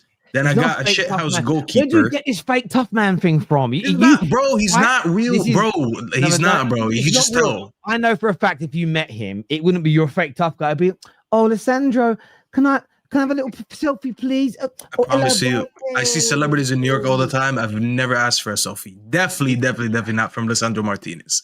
Yeah. You know what? Part of me wishes they let Adama Traore actually punch him up because I just wanted to see what the outcome would be. I just would have loved to see. All right, you talking all this shit. Let me see what you're gonna do with Adama Traore. This is when I call you a fake United fan. 3 times his size. You advocate for one of your own. The way I see this is what I mean. You look at football different. Even if I don't like a player in my team, if it goes off with another. Bro, if you instigate, I just want to see if you can back your shit. You back your players no matter what, blindly in those circumstances. Bro, if I'm at a bar or something and my boy's doing some foolishness, bothering other people and ass whooped, I'm gonna be like, listen, bro, you deserved it because you instigated that shit. I'm just gonna make sure they don't kill you. That must be, but you deserve it. That must be where men from New Jersey are different from men from England. Because even if my boy's being a dick, when it comes on top, you have their back. Privately, you'll blast them. But when it comes to the reality, it's like, I know he's been a dick, but he's my boy. He's on my team. You have to- Brother, you if have to you're stand gonna and be a fight. tough guy, just die on that hill. I'm sorry. I'm not here to babysit no one. No, you got to get your boy out the club. I'm not judging all men. on No, their that's what I jersey said. based I'll on make sure he Staffy doesn't get standards. killed. I'll get him out of there. No, But Staffy, man. if you want to instigate, Staffy will bro, leave I'm his sorry, they friends gotta die on hang that. out to dry. Oh, we've learned it all today. We've learned it all today. Staffy, So Staffy's basically just said, I won't let them kill you, but I want to see them batter you for a bit just to teach you a lesson. I wouldn't. No, it's not that. Like, I wouldn't mind seeing Martinez actually go head to head with that amateur just to see the outcome. Because I know he ain't about that, bro. I know this guy would be dropped in like 3 seconds. He's a fake tough guy, bro. You're this tall, bro. You're not beating anyone up. That's different, bro. I'm sorry. He's not my brethren as well. So if you do that, you do that, bro. Just down that hill. It's not my fault. If you're in the wrong, if you're not in the wrong, though, now I'll always defend you. I'll do that. I don't care how many people. I'll always defend you. But he's always in the wrong, so let him get beat up. Oh wow! I just just different, man. We're different. That's what we'll put it down to. There is a difference here. There is a difference in the way we would behave in those circumstances. I had a friend once who's like you, though. We were at this pub, right? We're already quite young, and there's a group of lads that were at the opposite pub that one of my boys had a real problems with. It was either he was now dating his ex or the other way around, and it was going off. Stupid reasons because you're young. And a couple of me and my brother and my mate, I'm not going to name him in case he's watching, big lad as well, which reminds me of Staffy. He's about 6'4", big geezer. They said, "Oh, boys, it's going to go off. You got our backs." And we just did what you always said. Yeah, no, we weren't tough. We weren't anything special. We got your back. We were at the front of the pub. And my mate, I'll just call him, to protect his name, I'll call him Pandy, so no one knows what his real name was, right? You won't be able to guess what his name is from that, right? And he goes, "I was going to go to the toilet, boys, and I'll see you in a second." Man walked through the pub, went out the back exit, got on a bus and went home. Couldn't believe it. And by the way, this was in a day and age where no one was carrying anything, if you get my drift, right? You weren't really in danger like that. It was a different era. Couldn't believe 6'4", 20-odd stone, man like Pandy got on the number 158 bus and went back to Leighton. Couldn't believe it. Couldn't believe he don't live it down now. We brought it up on his speech on his wedding day. It got brought up by the best man that he did it. It was a great day. You don't do that. You don't do that to your boys. Even if you're gonna get run through, you take it, bruv. But anyway, we realized Staffy's different, so it's fine. He's okay to be different. My boy's a bitch. He's just gotta get treated like one. That's all it is, bro. Wow. Love it. Someone just said there's an indie bomber. I think it's about Glasgow. Yeah, revealed last week. Glasgow has big admirers at Manchester United. If the manager position becomes available, then Glasgow would be keen to take the job. That would be crazy if Guéhi stays and Glasgow goes. Can you imagine if he did that to Palace? I mean, okay, we won't sell him, and then our man loses his job, and Glasgow goes, "Listen, guys, I'm not signing that new deal. I'm off to Man United." That'd be hilarious. Zane here says Gallagher is average, but he would be the only player in United's midfield that can run and cover ground, and also be the most athletic one in that midfield. It doesn't matter if he can run; he wouldn't do the right running. Yeah, I think the problem with Man United is they already have a player who runs around. A dog can run. I could chuck a dog on the pitch and the dog would run around after the football. But it'd be the same thing as chucking Gallagher on the pitch. There's no positional discipline. He would put Gallagher next to Bruno Fernandes, and his entire midfield would be 50 yards ahead of his defence. Remember that Ten Hag thing where it was just the massive hole in midfield where you beat our front line, you're all of a sudden running at our back line. You'd be doing that again with Fernandes and Gallagher. So Chelsea fans should back Jackson for being sent off. No, it's a different scenario. What are we doing here, Josh? So, for instance, one of my mates is acting like an idiot on a night out, and another group of lads want to come and beat him up. I've got his back. If my mate decides to piss in the petrol tank of the car and breaks it, we're not going to go, "That's okay, mate." We're going to call him a dickhead. Like, there's certain things you back your boys doing. I don't know and there's certain things where you tell them off. But when it comes to what Staffy said. No, but I didn't say. Wait, hold on. I didn't say a group of people jumping someone. If someone's just talking shit and they want to fight someone, I'm just gonna let them do it. Because if you get your ass beat, I need you to get your ass beat so you can learn a lesson. In that scenario, yeah. No. In that scenario, yes, because you don't jump in if it's 1v1. That's something actually. Yeah, that's what I said. I was thinking about this while I was driving back yesterday. I don't know why it came into my head. I was like, we've got to make it uncool again. Like, you've got to be looked at like one of the biggest, simpy, weakest men in the world if you ever jump in during a one-on-one fight. Like, when I was a kid, like, genuinely, you could be having a fight, you could be winning. if one of your mates jumped in for a second, you were classified as a loser of the fight. So you go mad at your friends for jumping in. I feel like it's kind of gone the other way now, where it's like, nah, we all stood on business. I'm like, nah, bruv. When I grew up, you'd hate it if your mate jumped in because you'd be considered the loser. No one wanted to lose. But anyway, look, we digress. I'm going to run out of time.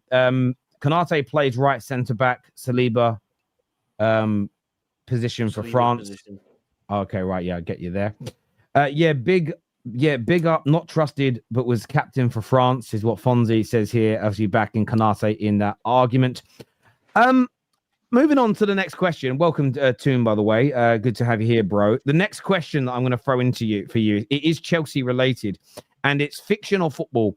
And I'll go to David first on this. After getting 70 million for Nico Jackson, Chelsea have proven they're the greatest sellers in football history. It is football. And I also believe it is now 71.2 million. We got more money on that loan deal. That is what we do at this club. That's the most disgusting thing ever, you know. That's the most disgusting deal for Nicolas Jackson. I think there's potential that if they don't take him on, we are going to earn 25 mil from this loan. Do you guys not get what I'm doing? That is a player. That's a whole player off a 1 year loan. You guys, you're not doing what we're doing. The only reason I can spend money like the way I do is because I've got 50 different players who I bought for 20 mil, who I've sold for 40 mil. This is brilliant. Again, is there some shady business? Yes, there is. I'm not here to be like, oh, my club's innocent in all this. And so getting signed by Blueco and going to Strasbourg as a janitor, but he happens to play football. I think that shouldn't happen. Personally, that's me. But the way that we make 300 mil plus, 300 mil. And I still back even though our transfer window is shutting today, we've got players like Dacho Fofana, Chilwell. You still have Dacho Fofana. Chilwell's going to Strasbourg, apparently. That's what I'm hearing. Yeah. But with Dacho Fofana, you know that's money laundering at this point, right? Like you can't sell them. Let's just sell it ourselves. We just sold somebody from our academy to Forest. Yeah. Who? Donald McNeely. No, Donald McNeely. Oh, never heard of him. See, they sold a player that a fan didn't even know of, but one fan does. Yeah, I don't know who these guys are. But my point is that my club understands that because some people don't want to make the club even bigger, they don't want a bigger stadium, we're going to stay at 40,000. We've got to make our money elsewhere. And that's what we're doing. And more clubs should be doing what we're doing. But for some reason, everyone just wants to call us cheats. If you want to keep calling us cheats, call us cheats. But right now, the money that we're making is beautiful. I love it. I can't believe that you're selling, business. By the way. This is business. I can't believe that you're selling to Strasbourg. That's literally you picking up money from one pocket and just putting in the other pocket. And you're like, oh, I made a sale. It's the way you guys listen. I'll give it to you. That's how corporates work, bro. Like P&Ls, that's how they work. I'm going to give it to you guys. You guys, listen, you find ways to make money. The question was facts or fiction, or football or fiction, sorry. Are Chelsea the best selling club ever? Yeah, you are. You are. It doesn't mean I agree with everything how you do it. It doesn't mean that it won't piss me off. It doesn't mean that I won't call you guys cheats as you do it. But is it true? Of course it's true. Name me another club. By the way, a big club. Because you guys are not meant to be a selling club. Big clubs are not meant to be selling clubs. United just sold Garnacho, and he's our fourth highest sale in our club's history. And it was only 40 mil. It shows you that we don't sell that much. Don't laugh, Tom. But it shows you that the big clubs are not really meant to sell that much. I'm pretty sure if I go to your list, I'm going to see the top 10 was maybe just all of them in the last like 5-6 years. Us? Or Chelsea? No, Chelsea. No, I don't know about you. I'll tell you, Chelsea since 2015, Chelsea since 2015, we have like sold 1.448 billion. Okay, and no, but I'm talking about the top 10 sales. It has to be all recent, which is no. Are you still got clubs like Arsenal, by the way? Their second highest is still Anelka, by the way. Yeah. Arsenal's second highest sale is still Nicolas Anelka back in 1999. Anelka's still number 2 on that list for us. I can get guys. I can get you the data. We don't have to debate. I've got the information here. So the top 10 in ascending order starts with. So we'll just go to top we actually go to top. Let's do top 15, right? So Tomori at 35 million. This is euros. That was in 2021. You've got Lukaku. Lukaku's probably going to be on there twice, actually, maybe on there twice. But Lukaku to Everton was in 2014-15. Then Nkunku is number 13 to AC Milan at 37 million. Tammy Abraham in 2001 to Roma at 41. Conor Gallagher last summer for 42 million to Atletico. Number 10 is Ian Matson to Aston Villa for 44 million last year. You've got in 2017, United bought Matic for 44 million euros. This actually number 8 was quite a while ago now. United buying Juan Mata in 2014. That was for 44 million. This is the only one that was always dodgy to me. David Luiz going to Paris Saint-Germain for 49 million after flopping and coming back for 30 million pound less when he done well. Never get that one. Noni Madueke to Arsenal is number 6 at 56 million. Oscar to somewhere in China for 60 million. That was nearly a decade ago now. Costa for 60 million to Atletico Madrid in 2017. And then Mason Mount to Man United, 64 million. And then Kai Havertz, 75 million to Arsenal 2 years ago. And at the top at 120 million euros, of course, Eden Hazard. But the vast majority, barring maybe 3 or 4. 7 of them, I counted 7 of them are under the last 2 years, which is Bluco. Quite and that's not even counting Nicolas Jackson. Do you know what the worst thing about this Nicolas Jackson deal is? Nicolas Jackson is going to probably go in there at like a 71 million pounds, or is that 71 million pounds? Nicolas Jackson, if Bayern hit the obligation, it's going to go number 2. Is Bayern's second most expensive signing of all time. Bayern Munich's second most expensive signing of all time might well be Nicolas Jackson. Wow. And he would run Harry Kane mighty close. 50. And Wødemade went for 50. We're acting like this is crazy money. Jackson can contribute. Jackson can contribute goals. He can. Did you score, just wait? Who'd you compare him to? This is and Wødemade. Who'd you compare him to? They have similar outputs. How many goals did Nicolas Jackson have last season in the league? Let me. Terry, pull up the stats. In the past 2 seasons, Statman Terry, can you please? In the past 2 seasons, I'm pretty sure Jackson's on 26, 27 goals. And he was. I just want to know last season, bro. I don't care about what happened 2 seasons ago when he just went today. Hang on. So he got 10 league goals last year, 14 the year before. In totality for Chelsea, 30 goals in 81 games in all comps. So he's getting sold for 70 mil, you said, or 60 mil after scoring 10 goals in the league. And he got pushed to being. Hold on. He became the third option. You just compared him to someone who scored 20 goals. Quite literally, he's twice the attacker as he is. Because 10 to 20 is double. You're missing out. But Jackson's play, bro. He can drop in deep. You're preaching it to me when I've been someone who's been defending him over a year. I was here. Ask Terry. I was here saying I'd take him over Højlund. I was here when I was in the chat when I was trying to say yes, he does have more technical ability than Gyökeres. Don't trust me. You're preaching to the wrong person. I know the monologue you're going to sell me because I've been selling the same product to other people. You will not sit here, though, and convince me that after all what just happened, he goes for this amount of price. It is actually insane if he becomes the second most expensive player going to buy. Yeah, but it's insanity. That is why the answer to Terry's question is football. And I agreed. I mean, and there are trains of thought. I'm putting these out there that maybe Chelsea don't always get all the money that they put down on paper. But I'd love to see.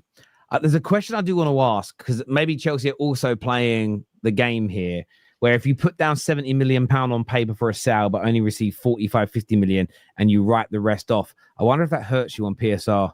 I wonder if like bad debt on transfers is something that you get away. I would just love to know about how, because some people think that, are you really getting, that what happened last summer wasn't just Chelsea, all those deals that were being done for those youngsters that never played for everybody's clubs. It's like, did everyone actually receive money? I don't know. I'd love to know. I saw Angelo in Ronaldo's team.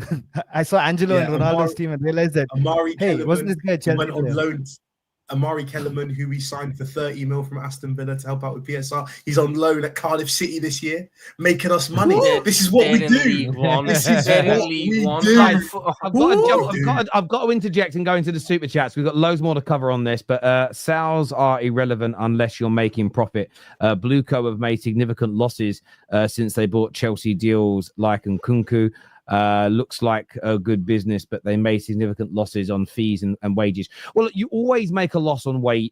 You very rarely make a profit in totality on a footballer if you factor in agent fees, signing on fees, and salary being paid. But what the clubs look at is they look at the book value. So, but they look at the book value of a player, not the. I'm going to get this wrong because I spoke to my accountant about this. It's where they show up on your profit and loss accounts or your balance accounts. So salary comes out of your profit and loss, but the other side is an asset, as an example, that then gets monetized. So the way that sort of works, so they don't look at it in that way. They look at it as book value. So if you buy a player for 30 million and you owe 15 million and you sell him for 30, you've made a 15 million pound profit on the player. That's how the clubs calculate it internally. But yeah, the income thing, they have made losses in other areas. That's why they've had to sell assets and everything else because they spent so much. But that was so they could keep the that's because so they could keep the model going. Now that they're okay and they're now starting to turn profit on a lot of players. You look at a lot of their sales this summer and go and look what they paid for those players. And the reason they don't factor in the wages is because those players have helped them in the meantime. Those players have helped them get back into Champions League football, back to winning trophies. So they're so they don't factor that in. Because by the way, if you factor in wages, no one makes. Very rarely do you make a profit on selling a football player if you're paying them what you pay. Plus, Chelsea don't pay that high salaries anymore. Chelsea actually pay quite low salaries to their players. David, you've got 17 million for Jackson on loan and brought Garnacho for 40 million. My girlfriend sold her Chanel makeup and bought some Maybelline crap. Yet she still looks like the Annabelle. So nothing to celebrate is what's been said here. Is he roasting Zin, his I would girlfriend? say that your girlfriend wouldn't really be happy at the super chat. Yeah, I hope your girlfriend doesn't see that one. I'm very confused. I don't get the point of this. David. Hold on, I've got the doll. Let me show you. Hold on. David, can I ask a question? You've got a doll. No, Oh he's my got God. the Annabelle Annabelle doll. I doll. don't know why. Annabelle. I don't know why. No, you need to be. You're Calling one of them. guy- You're one of Oh. them. You're one That's of them Garnacho. guys, Kane. You're one of them guys. Keep him in Ah, the box. I see you. Keep it No. mint. Keep it mint in my the wife- box. Can't take it out. My darling what? wife, who is somewhere in the house, who may hear this, is the one who's into this kind of stuff. So Oh, this was a that's Christmas okay. present. I was gonna say, right, because if you were into all that stuff, I don't think you'd have a wife. No. When you said No. wife, I was like, how? He collects I know. dolls. Crazy, right? Hey. It's there, Now you- boys. It's there. Yeah, We well did done, it. We son. did it. Well Secured. done. Well done. Locked down. Honestly, I bet your parents were shocked Here we when you go. told them, mate. I tell you, they were like, "What's going on?" I know, right? We never thought it. Kids Chelsea afterwards as are well. the perfect Fucking hell. example of why net spend has no relevance, because even with great net spend, they have to use other loopholes to comply. But this is it. It's why you should look at a business, a club's actual profit. This is what you should be looking at the whole time. It's why net spend And isn't also, Terry, real. what people forget about us as well is that half of the transfers we've made were the amortized over 8-9 years contracts. So those book values that you think are over 5 years are actually over double the time. So we're actually paying 3 mil a year and not 6 mil a year. And now we've sold them for double the money. It's just my club's Can you doing pull up- incredible can you pull things. up in the- It's just a shame that some of the focus isn't on the first team, but we'll get there. I'm sure we will. Yeah, I hear No, but you. Terry, I just wanted to check if you can pull up the last, 10 years, like the top 15 like clubs in the Premier League, like who's selling. Like, is that information available? Oh, Like, I'd have to look. what's I'd have the- to look for it. I'd have to look for it. But you and City are going to be you, City and Brighton and Liverpool. You are the top four without even needing to look. It's just obvious. I've got something for Staffy to put a smile on his face, people. So everyone just watch Staffy when the camera comes off. What I he's do got the now, biggest man. smile on his face ever. I'm That's for already you, smiling. Staffy. That's for you, bro. Hey, get this guy out of my club. Bro, yes, there's a smile right now. There's a smile. Yes, Right. 2 bums out of my club in a matter of a week. Sad days for Terry Flewers, great days for Staffy. because I don't have to watch this guy who can't even get. Bro, the guy was averaging 1.5 shots per game. Not shots on target, shots. So yes, it's not sad news for me. My team's getting better. I'm happy. I support Man United. I back my club. I don't back individuals like you, Staffy. So don't put me in your category with you, man. Terry, I just checked, okay, and it's like we are above. Our academy is above Arsenal in terms of sales. Yeah, no, we get it, bro. You sell players. We get it, bro. I don't even need to see the numbers. We just exactly know who's at the top there. We get it, bro. No one argued against Chelsea being the best sellers. That's the point that's getting me. Let me get through these questions. I'm going to run out.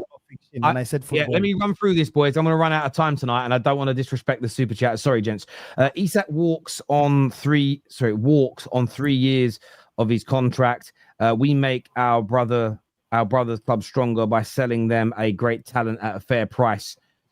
Who sway? Houseway. Does that mean houseway? What does that mean? Oh, that's why I didn't read it. Does that mean? What does that mean? I assume it just means how's that fair or whatever. But can I just ask, when was the last time Ben Chilwell was called a great talent? Can I read something real quick there before you go on? I'm sorry. Someone said Staffy and Andy walk into the bar, get into a fight, and the other guy pulls out the edible doll. I don't blame Staffy for walking. That's the best comment I've heard all day, man. That's a great comment.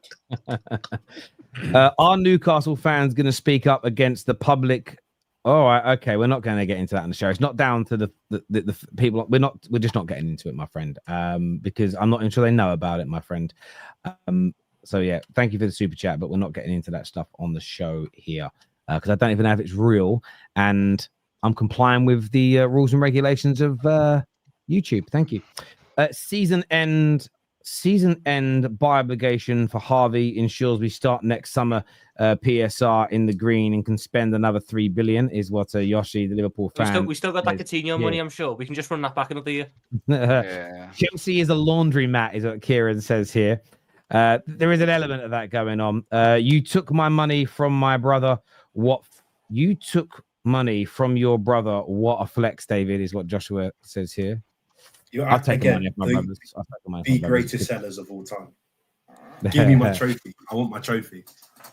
Okay, guys, I've got another football or fiction question for you, and it does relate into some news that's just come out. So the breaking news from David Ornstein in the last 10 minutes, has been that Man City are completing the signing of Gigi Donnarumma from Paris Saint-Germain. The PSG goalkeeper arrives at City with Edison moving the other way. This deal is going to be for around 25 million, which takes their spending over January and this summer to similar amounts to Liverpool. Around 450 million pounds has been spent. I think we all know he's a decent goalkeeper, but the fiction or football question, I want to go to Staffy first on this because I know this is well up his street. And this question is, Pep Guardiola is washed at Manchester City.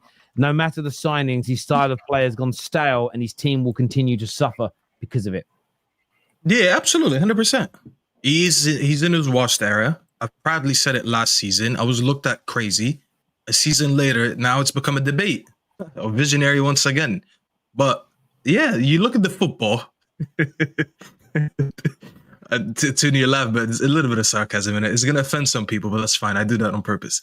On a real though, no, you look at the football just, it massively regressed last season.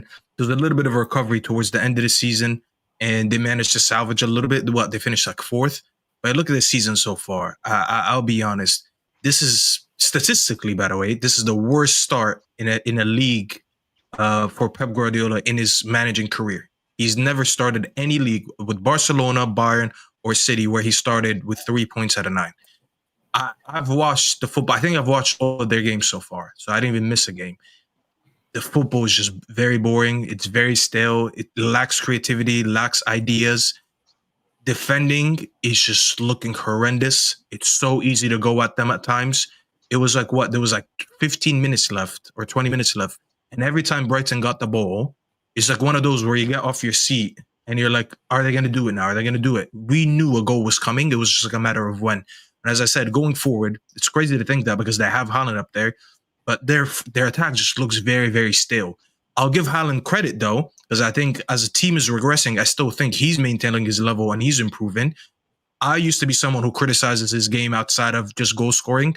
Yesterday, he makes that. I think he got the not last game. Sorry, there was a game before where he got the pass, the assist to somewhat. His passing in the final third has been improving, and I'm just looking at everyone around him. I'm looking at the quality drop because obviously that team that they had over the last few years, some of these players are no longer here. Kevin De Bruyne is no longer here. Rodri, with all these injuries, he's coming back. He's not looking that great. But Bernardo Silva looks like a shadow of himself. The Damarizes, the Grealishes, the Sterlings, all these players that they had over the last few years, the Gundogan's, all these players. I mean, Gundogan just went to Galatasaray. It shows you the level he's been at. Edison is going to Fenerbahce, shows you the level that he's at. A lot of these players are they're washed or they're just no longer there. And you look at the replacements, and I don't think the replacements are at the quality that Pep is used to getting. I think Pep is so used to getting the best players in their positions. If you're not the best, you're the second best at least, or your top three. And he's able to take into that next step where you become from a very good player, a world-class player. I think he's struggling to do that with these players. I think the fact that one game I see Bernardo playing down the right, one play he's down that playing in the 10, one play he's playing in one of the deeper roles, and he hasn't been effective for about 2 years. It just shows that he's trying to scrap onto like maybe older ideas. Him going for Donnarumma, I think we said this on one of the Straight Facts, Terry. I couldn't explain it because he's the anti-Pep goalkeeper. Pep loves a goalkeeper that as long as you're good with your feet, you're in between the sticks. And now I see him going for a goalkeeper who's very uncomfortable on the ball, but he's a decent shot stopper. And I'm looking at that, I'm like, it's one of two things. He's either lost the plot and he can't identify players, which I wouldn't say that because let's be respectful at the end of the day. Pep is still a genius. I'm just looking at it as like he knows his team can't compete to the levels that he wants them to be. He's running out of ideas. Let me just at least get a goalkeeper who can stop the ball going for the back of the net. So even though you're not going to be great on the ball, at least I can rely on you to make more saves than Ederson would. But I do think I can comfortably say he's in his washed era. Is he fully washed? I'm not saying he can't coach no more. I'd be saying that. But the Pep, that the level that we knew of, where he would go into seasons being trying to build an invincible team or winning trebles and that type of stuff, I don't think he's at that level anymore. And I don't think he can find a way out of this. I'm going to go to Phil next on this. We haven't heard from Phil at all on the show yet. But football or fiction? You know, is Pep washed at Man City? Yeah, I think it's football. I think Staffy's right. I think all I can add to it is there's a famous saying around leadership, influence. Everything rises and falls. Everything rises and falls in leadership. And I think his team is a reflection of him. I do think there is a lack of ideas. There is a lack of freshness and explosiveness. I think even when we were celebrating the likes of Rangers and kind of the Cherkies, you know, who are magicians on the ball, but off the ball, they're counter press. They're just not there, and they're always going to get run through. I knew that was probably going to happen against Tottenham. It did.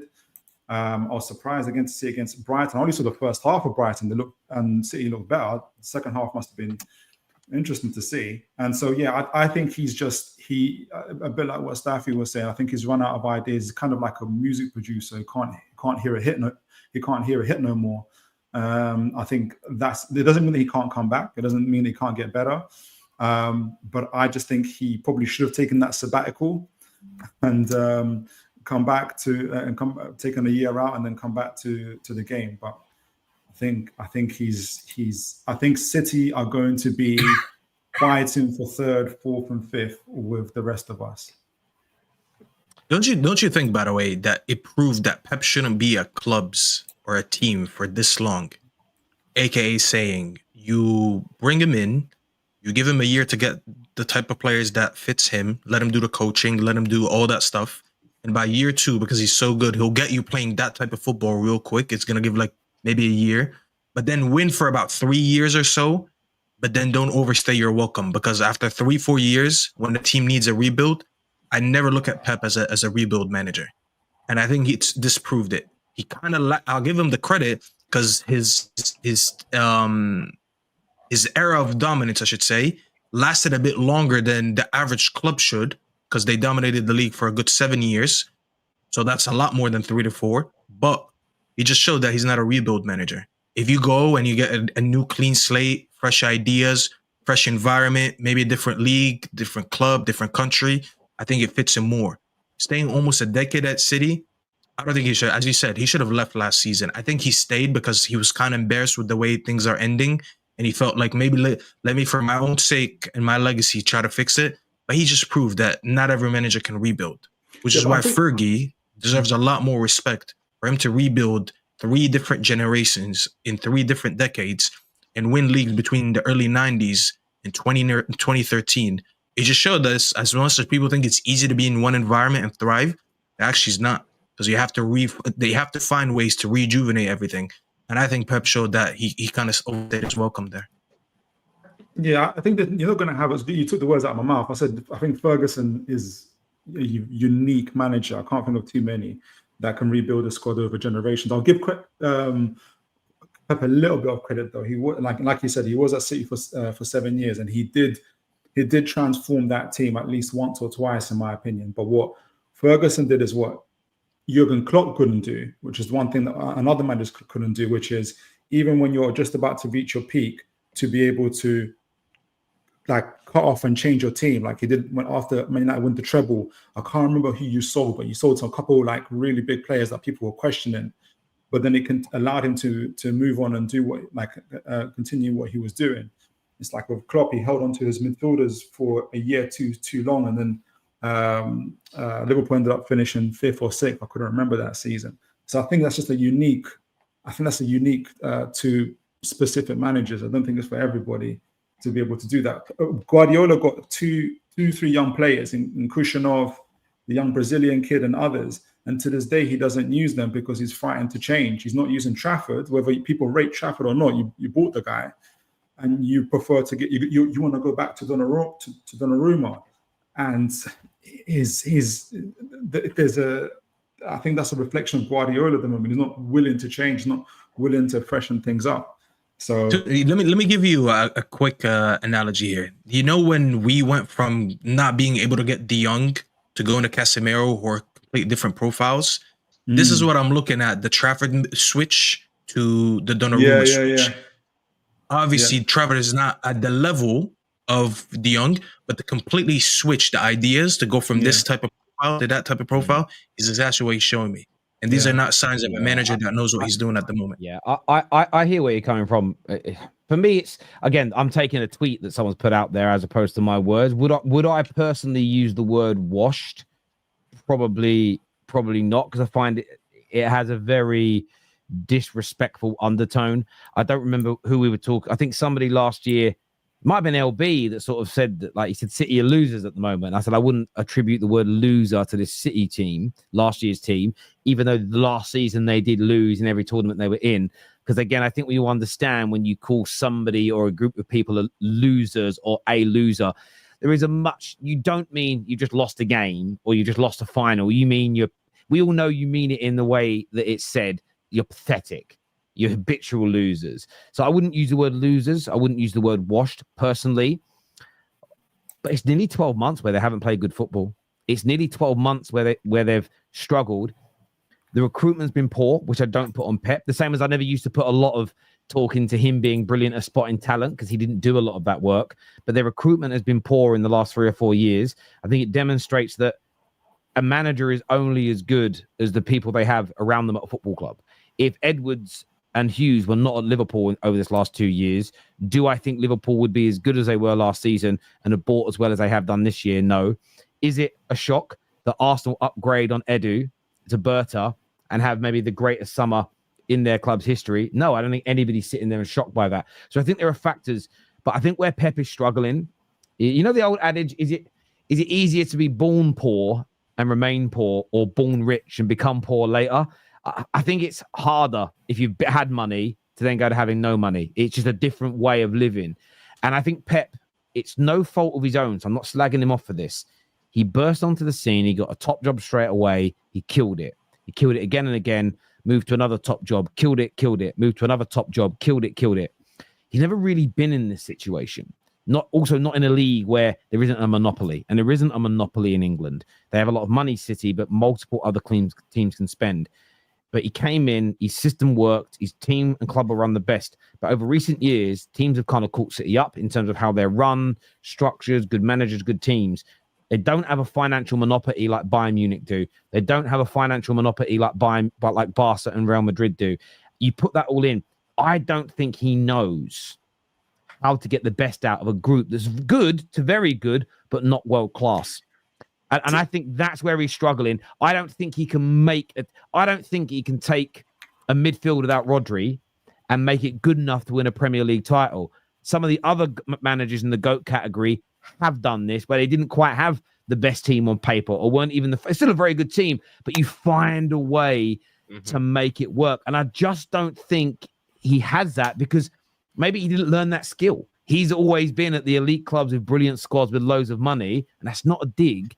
But maybe he just didn't develop that skill like other managers, like a peak Jose Mourinho did as an example, like Jurgen Klopp did. Jurgen Klopp didn't start at the biggest and the best clubs in the world. You kind of learn tricks of the trade. Eddie Howe's going through it. Eddie Howe, the way he came up, he's at Newcastle now that are getting bigger and better. If he moves on to another club that's big and rich, he's going to understand through struggles, how do I make this work for the next 2 or 3 weeks without that player?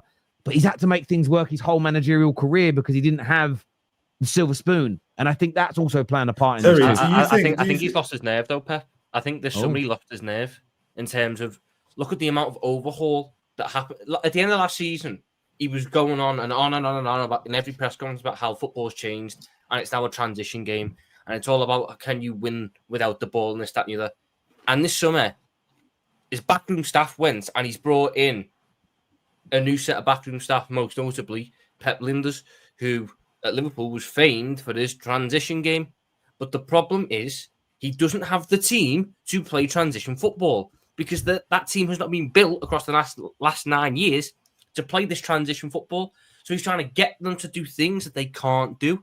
If you look at how City's first couple of games have gone, the 2 times they've went up against a team that have pace in behind, they have been exposed because they're trying to play this high line that they cannot play with the personnel they have available. Ruben Diaz cannot hold the high line, and they want this line to be so high that these players that haven't played this high line are constantly not stepping up at the right moments, which means that teams are getting lots of space in behind. And when they're not stepping up at the right moments, the defenders don't have the pace to catch back up and stop it. So Pep's lost his nerve by trying to transition this entire style of football into what he thinks needs to be done. He wants them to be quicker, more counter-attacking, maybe a little bit less control, but they can dominate the transitions. That's not working. He had to hold his nerve a bit because his football has been timeless. His football has survived from 2008 to 2024. It could survive another couple of years. Last year was a bad one because of injuries and because he overestimated the quality of his squad. And instead of realising it was the players and the lack of quality of the players that has cost him, he looked internally too much. And I think he's jumped the gun too much. And I think he lost his nerve and he needed to hold down. I was going to say, just on that and just what Terry was saying, because I had a debate, have a debate about Arteta. And we know that obviously he's Pep's disciple. And I was saying exactly what you're saying. I feel like Arteta is Pep, but in the wrong era and in the wrong league. So like you said, Pep is given all these, he was born into riches, like essentially he's gone to a private school, going to holidays in Swiss Alps and everything else, and he's got this amazing squad and all of that other stuff. Arteta had that with Pep, but he's had it in the Premier League where there's 4 or 5 different other monster of teams who don't care that you're Arteta or don't care that you're Guardiola, and they've got their own ambitions. It's not, like Spain or Germany. I think if, for instance, Arteta was in Germany, he probably would have won a couple of leagues already. And because I was saying that this year, like I wanted to pick Arsenal and as favourites, but the only thing that's holding me from, I know we're speaking about Guardiola, but it kind of goes into Pep Arteta, but kind of goes into Guardiola, is the thing that is holding me is that Arteta hasn't had to do that, like what Eddie Howe had to do, what Jurgen Klopp had to do, which is like start from ground zero and build yourself up and see your ideas go wrong and see yourself change. There's a reason why Arteta went to Anfield, I feel like, the Sunday just gone, and just went back to that reverse, anti-football style, which I thought he did it as a one-off at Old Trafford, but he's doing it again here. And it kind of leads me back to the whole situation of, is he like a Guardiola, where to the point where he hasn't even got his own ideas anymore and he's not even kind of he's defending from crossing the line. No, listen, I think there's with Pep as well. Like, I'm not going to lie. I hope he has a really bad season. I hope he quits halfway through, simply because I'm not going to lie. I started. It wasn't even that I felt vulnerable in reality about the Fergie conversation, but it was the legacy. It was the way the media did it. The way the media 2 seasons ago and beyond that, they were talking about Sir Alex and they were saying things like, "Well, did he actually? What? I remember one big pundit saying, what lasting influence has Fergie left on football as an example, really playing down his legacy and how brilliant he was. And for me, the thing that never got discussed enough is that a man that started managing in the 70s, and think about how different the 1970s were in Scotland compared to 2013 in the world we live in, just in terms of personalities, things you can and can't say and do. The fact that he managed consistently through that period, took an unfancied Aberdeen to make them not just one of the best teams in Scotland, to break the Glasgow stranglehold. In the 80s, by the way, where Scottish football was one of the most powerful leagues in the world, and they're some of the best teams in the world. But he also came to England,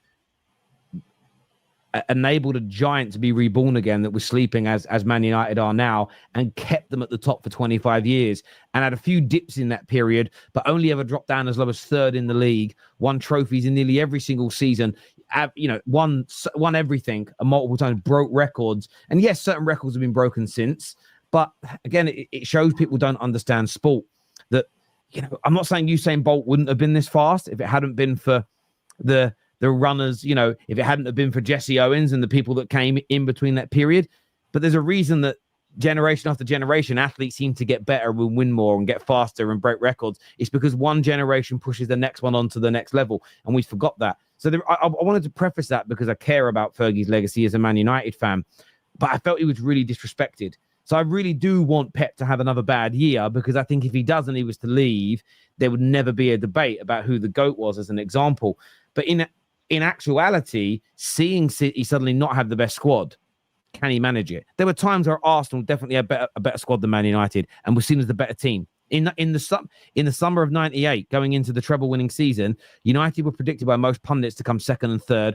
Arsenal was seen as the clear favourites to win the league. United actually were being criticised for having holes in the team and issues here and there. That summer, actually, I think Fergie also handed his notice in that summer because he didn't get everything he wanted in the window and there was problems behind the scenes, but he still found a way. I'm not saying he was dealing with scraps, by the way, at that point. We saw what he did in sort of those seasons where the Glazers didn't want to spend as much, and he had to, okay, we'll move Rooney out here and we'll change this and we'll play players there. The things that he got out of certain players, and the way he made John O'Shea playing midfielder like a very competent midfielder in the Premier League when he was just a decent centre-back. These things, I think, go a little bit, I've just for some reason been forgotten in this era. And I think Pep's struggling with it. And he's really struggling now, because when he came in, all the clubs were here, but who was really elite and consistently at the top when he first came in? Chelsea at that point was still going through periods where they weren't competing for the title every year. Liverpool hadn't challenged for a title or won a title in 30 odd years. United were already fallen off and going down at that point. Arsenal were broken at that stage. So I'm not saying he didn't go up against really good teams. The Liverpool developed an amazing team under Jurgen Klopp. But again, it wasn't like that peak era. I'm not even talking the 90s. I'm talking 03 to about 2013, where there was, if you weren't brilliant, another one of the other 4 teams was definitely winning the league that year because they were that good. And yeah, look, I think it could be done. I'm standing on my hot take. I think he walks by Christmas. I'm just a hot take. He walks by Christmas. So you agree he's washed? Just say that. No, because washed implies he won't come back anywhere else. Maybe he is washed. Maybe it is the right phrase. A few super chats I've got to do here. Arteta is Pep-like in tactics without Saudi money, although he tried to change, but Edu let him down. Rafinha, Kudus, Isak, when he was at Sociedad, January 2025, no striker, poor bench is what D King says. You're actually Arteta's also got a lot of what he wants, though. But and also, even with all of those signings, Arteta still would play horrendous football. Mm-hmm. I wonder why the Premier League took them to court. Who? City. Yeah, well, we'll see. I still can't believe it. I'm not even blaming City for this. The fact there's still no outcome and the new season, September, is crazy. I think City have taken the Premier League to court now, so it's the other way around. Right, on something else. Yeah. I think people are jumping the gun on Pep. They had a massive overhaul in the squad this summer, and will definitely take time to gel when it's a Pep system. City will get their best by December. Did they have a massive overhaul this summer? They had most of it They came had in a January. bigger one in January. By the way, people, it is official. The transfer window has now closed. It's shut. Still no update on the situation with Mark Guehi. So I know there is one. Deal from- sheet is Mike McGrath. Deal sheet set to be submitted for the Mark Guehi move from Crystal Palace to Liverpool, but the deal is in the balance. Medical completed. Player and Premier League champions want it to happen, but it's out of their hands. So we've got another 2 hours of waiting. Oh, okay, so yeah, we won't stay live for that. Fictional football. Arteta is not good enough. Is not good enough coach for a big club, and will never cross the line to win a trophy, and should be sacked. He's Coach Tibbs, bro. I keep telling you guys this. Look up Coach Thibodeau, Tom Thibodeau. You'll understand that he's him. He's a very good coach that gets you going, but when it comes to get over the hump, he won't. Arteta will be Thibodeau in 20 years, bro. He's gonna get older. He's gonna lose a little bit of his hair. He's gonna gain a little bit of weight. That's gonna happen, bro. It almost sounds, Staffy, like you're speaking from personal experience here about Tom Thibodeau. He is, bro. Because I'm telling you, I support the Arsenal of the NBA, but we decided it's time to move on to a manager that can get over the hump. Yesterday proved to me that Arteta. By the way, to all the Liverpool fans who hounded me all of yesterday saying, because I did say on Straight Facts, Terry, you weren't here, I did say I have a gut feeling that Arsenal are going to put a very dominant performance on Sunday, and they're going to embarrass Liverpool. Now on the score sheet in terms of performance, I apologize, and I deserve that cooking, because I will never, ever, ever back Arteta again, because this guy is a coward, and I don't back cowards. I was going to say that performance, I still can't believe I sat there for an hour listening to people talk about Arteta's playing chess and this, that. I was like, you lot are lost, because if my manager is that scared in game week 3, when the pressure is on, God forbid we see what happens. Because that if you watch what the Arsenal fans were saying on YouTube, David, the likes of Souls, the like of Igal, talking about how we are not scared, we will show you guys what we're about. And the guy cowardly put 4 center backs and 3 DMs. Bro, this guy, he was playing the wrong football. He was just putting defensive linemen out there. And he said, try to break me down. It's absolutely embarrassing. Just to be running out of time a little bit, I did have another football or fiction question, but I'll throw it out there quickly. We don't maybe spend too much time on it, but it was actually more football related. It was fictional football. Fulham were robbed against Chelsea, and their disallowed goal should have stood. The PGMO apologize. So yes, we were correct. So yeah, they were robbed. No, it is football. There's a fact. It is football. It's a fact. It's football. You, however, I will go into this. Because no. I'm not going to sit here. I'm not going to sit here and be like, oh my god, again. Can I see why it was disallowed? Yes, I can. I don't think it should have been, but I can see why it was disallowed. Mainly because of the way that it was described by the referee. The referee said, as it was a careless challenge, therefore this is what happens. So they haven't broken protocol. It was just that they, at the time, viewed it as a careless challenge, so therefore it should have been disallowed, which is correct. That bit is correct. The bit that was incorrect was that there was no challenge for the ball, therefore it shouldn't have been disallowed in the first place. Understandable, right? What I'm very confused about is the outrage afterwards, arguing this is the worst VAR decision that has ever been seen in footballing history. That's where my issue with this is. Because, yeah, okay, fine. VAR makes mistakes. It made a mistake the week before. It made a mistake the week before. It made a mistake at the end of last season, and so on and so on and so on. And it does this all the time. But I was hearing things like, oh, he's 18 and it's robbed the moment and it's ruining football and it's the worst decision ever. That isn't what happened.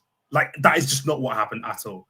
And there have been far, far worse VAR decisions that have happened, but apparently yesterday it was Saturday was the worst, and that I just don't agree with. It's not the worst, but it's just it's the incompetence to call it a challenge, because it's not a challenge. Where his Muniz challenged anyone, he had the ball. Chalobah went to challenge him. Muniz is controlling the football, so to say it's a careless challenge, I neither of those words are correctly applied in that situation for Rodrigo Muniz. And the first one's bad enough anyway. I know that the second one's a bit more contentious. I just don't get how, if there's a handball in the build-up by a Chelsea player, why that gets ignored. But the handball because by the rules of the Premier League, that wasn't handball. But not only that, though. But not only that, his in that hand was in a build-up, natural position, and the ball got kicked onto him from less than a yard away, and he couldn't do anything about it. So that's not a handball. Because if your player was like that in the box, and then it got kicked against them from that far away, it wouldn't be given as a penalty. So why should it be given as a handball?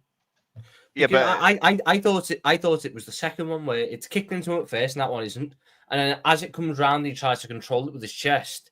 It goes off his hand then, and he passes it out, or it gets played out to the right. Yeah, but in that same motion, like after that happened, I think the Chelsea player, I think it was Caicedo, did the exact same thing as Muniz did and stood on Iwobi's foot because he then goes down.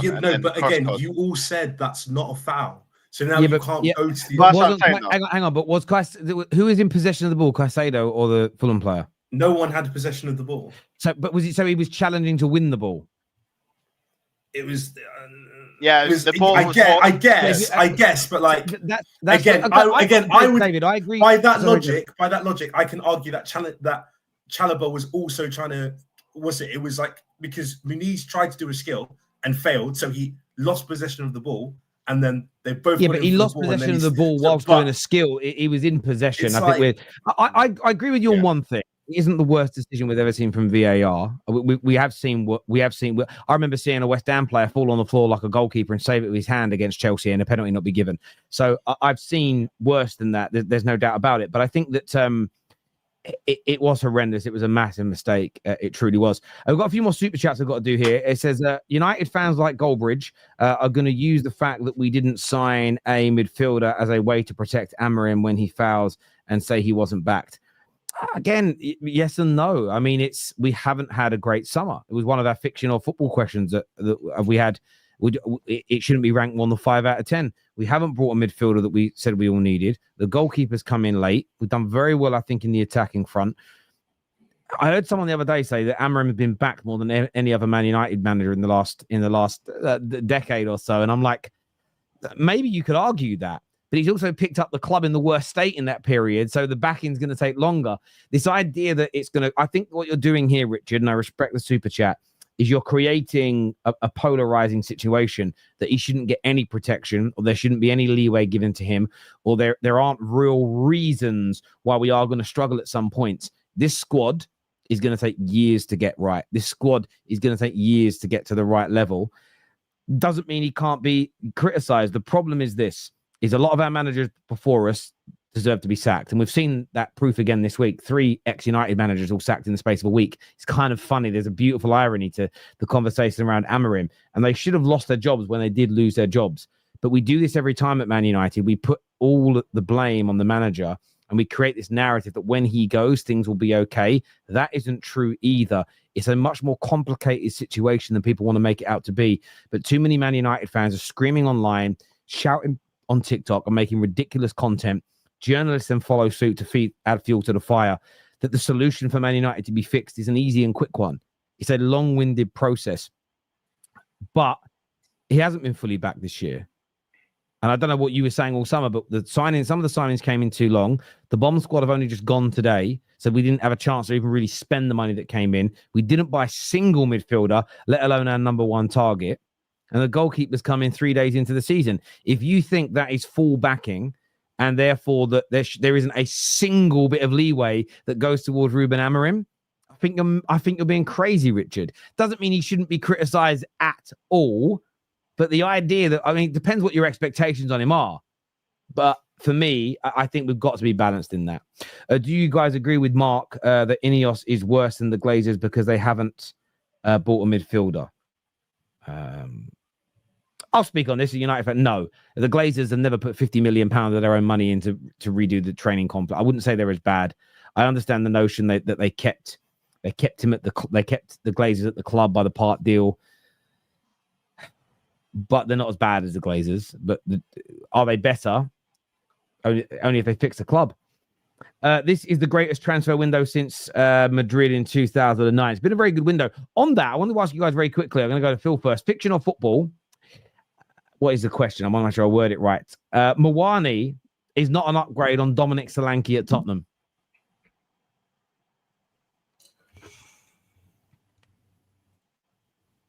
Football, but only just. My main thing is he is coming from a different league, but I always err to the side of the players that have Premier League experience. However, they are different profile of forwards. I kind of see Solanke, even though I don't think he is, but he's kind of been played more as a target man role, in my opinion. Muani is actually more closer to the profile of an Isak. He's a little bit more of a complete forward, obviously not with elite attributes in different levels. He can pick up the ball, he can dribble with it.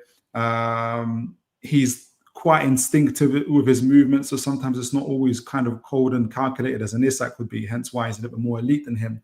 Whereas Solanke doesn't have that ability to get past maybe one or two players and kind of be explosive in that way. And that's not his game either. So it's a bit difficult to judge them as who's better, like as strikers. But if you had to kind of word it like that, I think I'll err towards Solanke just because he's got Premier League experience.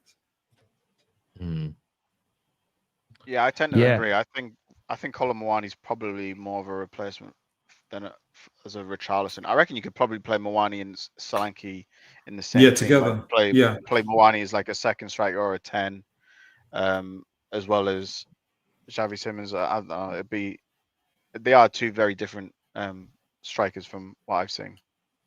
I mean, Saliba's I think Solanke's very good, Dom. I've never seen it with Kolo Muani. I've never seen what this whole hype's about. I also just look at it and go, look, Dominic Solanke is giving you 17 goals last season, 20 goals the year before that. Premier League proven. I think he's a very good all-round striker. He's good at link up. He can handle himself against these top centre backs in the Premier League. It's always just his injuries. If he can stay fit, there's never a doubt with him. I think Solanke's one of the best strikers in the league. But isn't he out until December? December. I thought that was Kulusevski.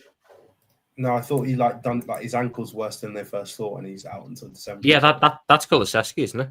Yeah, I think that's Kulusevski that's out to December. I think I haven't really heard that he's out. He's had to have surgery apparently. Oh, well, that makes a lot of sense. Maybe that's why it still doesn't make Kolo Muani better. I remember at least it's interesting because we were live at George's earlier when the news came out they were getting him, and there was just like no reaction. It was like, oh, okay. And there's always it's like the Conor Gallagher news. Not one Man United fan went, oh, okay, I can see. Everyone just went, oh no. There's certain deals that you just don't. You just don't want. At least he's going to score in the North London derby. Saliba will just let him walk through. This is true. This here says. Mark said we had a shambles window like excuses. Look, I really think it depends on what you think, Josh. If you don't think we had a shambles, like how good was it? What are the expectations? I think this is why it's not about just defending the manager or overly criticizing him. What people have got to do is build a complete picture. How good do you think the window was? How good the window was? How good the squad is? What you expect of this team? What you expect of the manager, you got to put it all out there in a collective, and then put your standard for this season and progression wise against the manager. I think if we just sit in this world of shambles window, I'm going to protect the manager 100%, or no, we actually had an amazing window, I'm going to criticize the manager every step of the way. I just think both those groups of people are living in a polarized world that doesn't really exist, and you're almost creating arguments that are just nonsensical in both directions. It's about having an honest conversation. I think there has to be an expectation on us to get better and for us to improve and us to win more games and us to progress as a team. And the manager is a big part of that. I also think it's ridiculous to say that we've had a brilliant summer, the squad's completely balanced, and there are no excuses for us to not win the vast majority of our football matches. If you think differently, this squad is really that, and this is what people won't do. What you won't get from certain content creators is this squad's brilliant. It's very balanced. We've got an amazing team. It should be one of the top 3, 4, 5 teams. We should be beating all the top. They won't say that because they'll get ridiculed, but they'll put pressure on the manager like that exists. And you see this all. That's like when you turn around to people and go, okay, you don't like this. What's the solution? Well, that ain't my job to give you a solution. Yeah. Well, that's because you know that when you give the solution, the same people backing you are now going to start ridiculing you.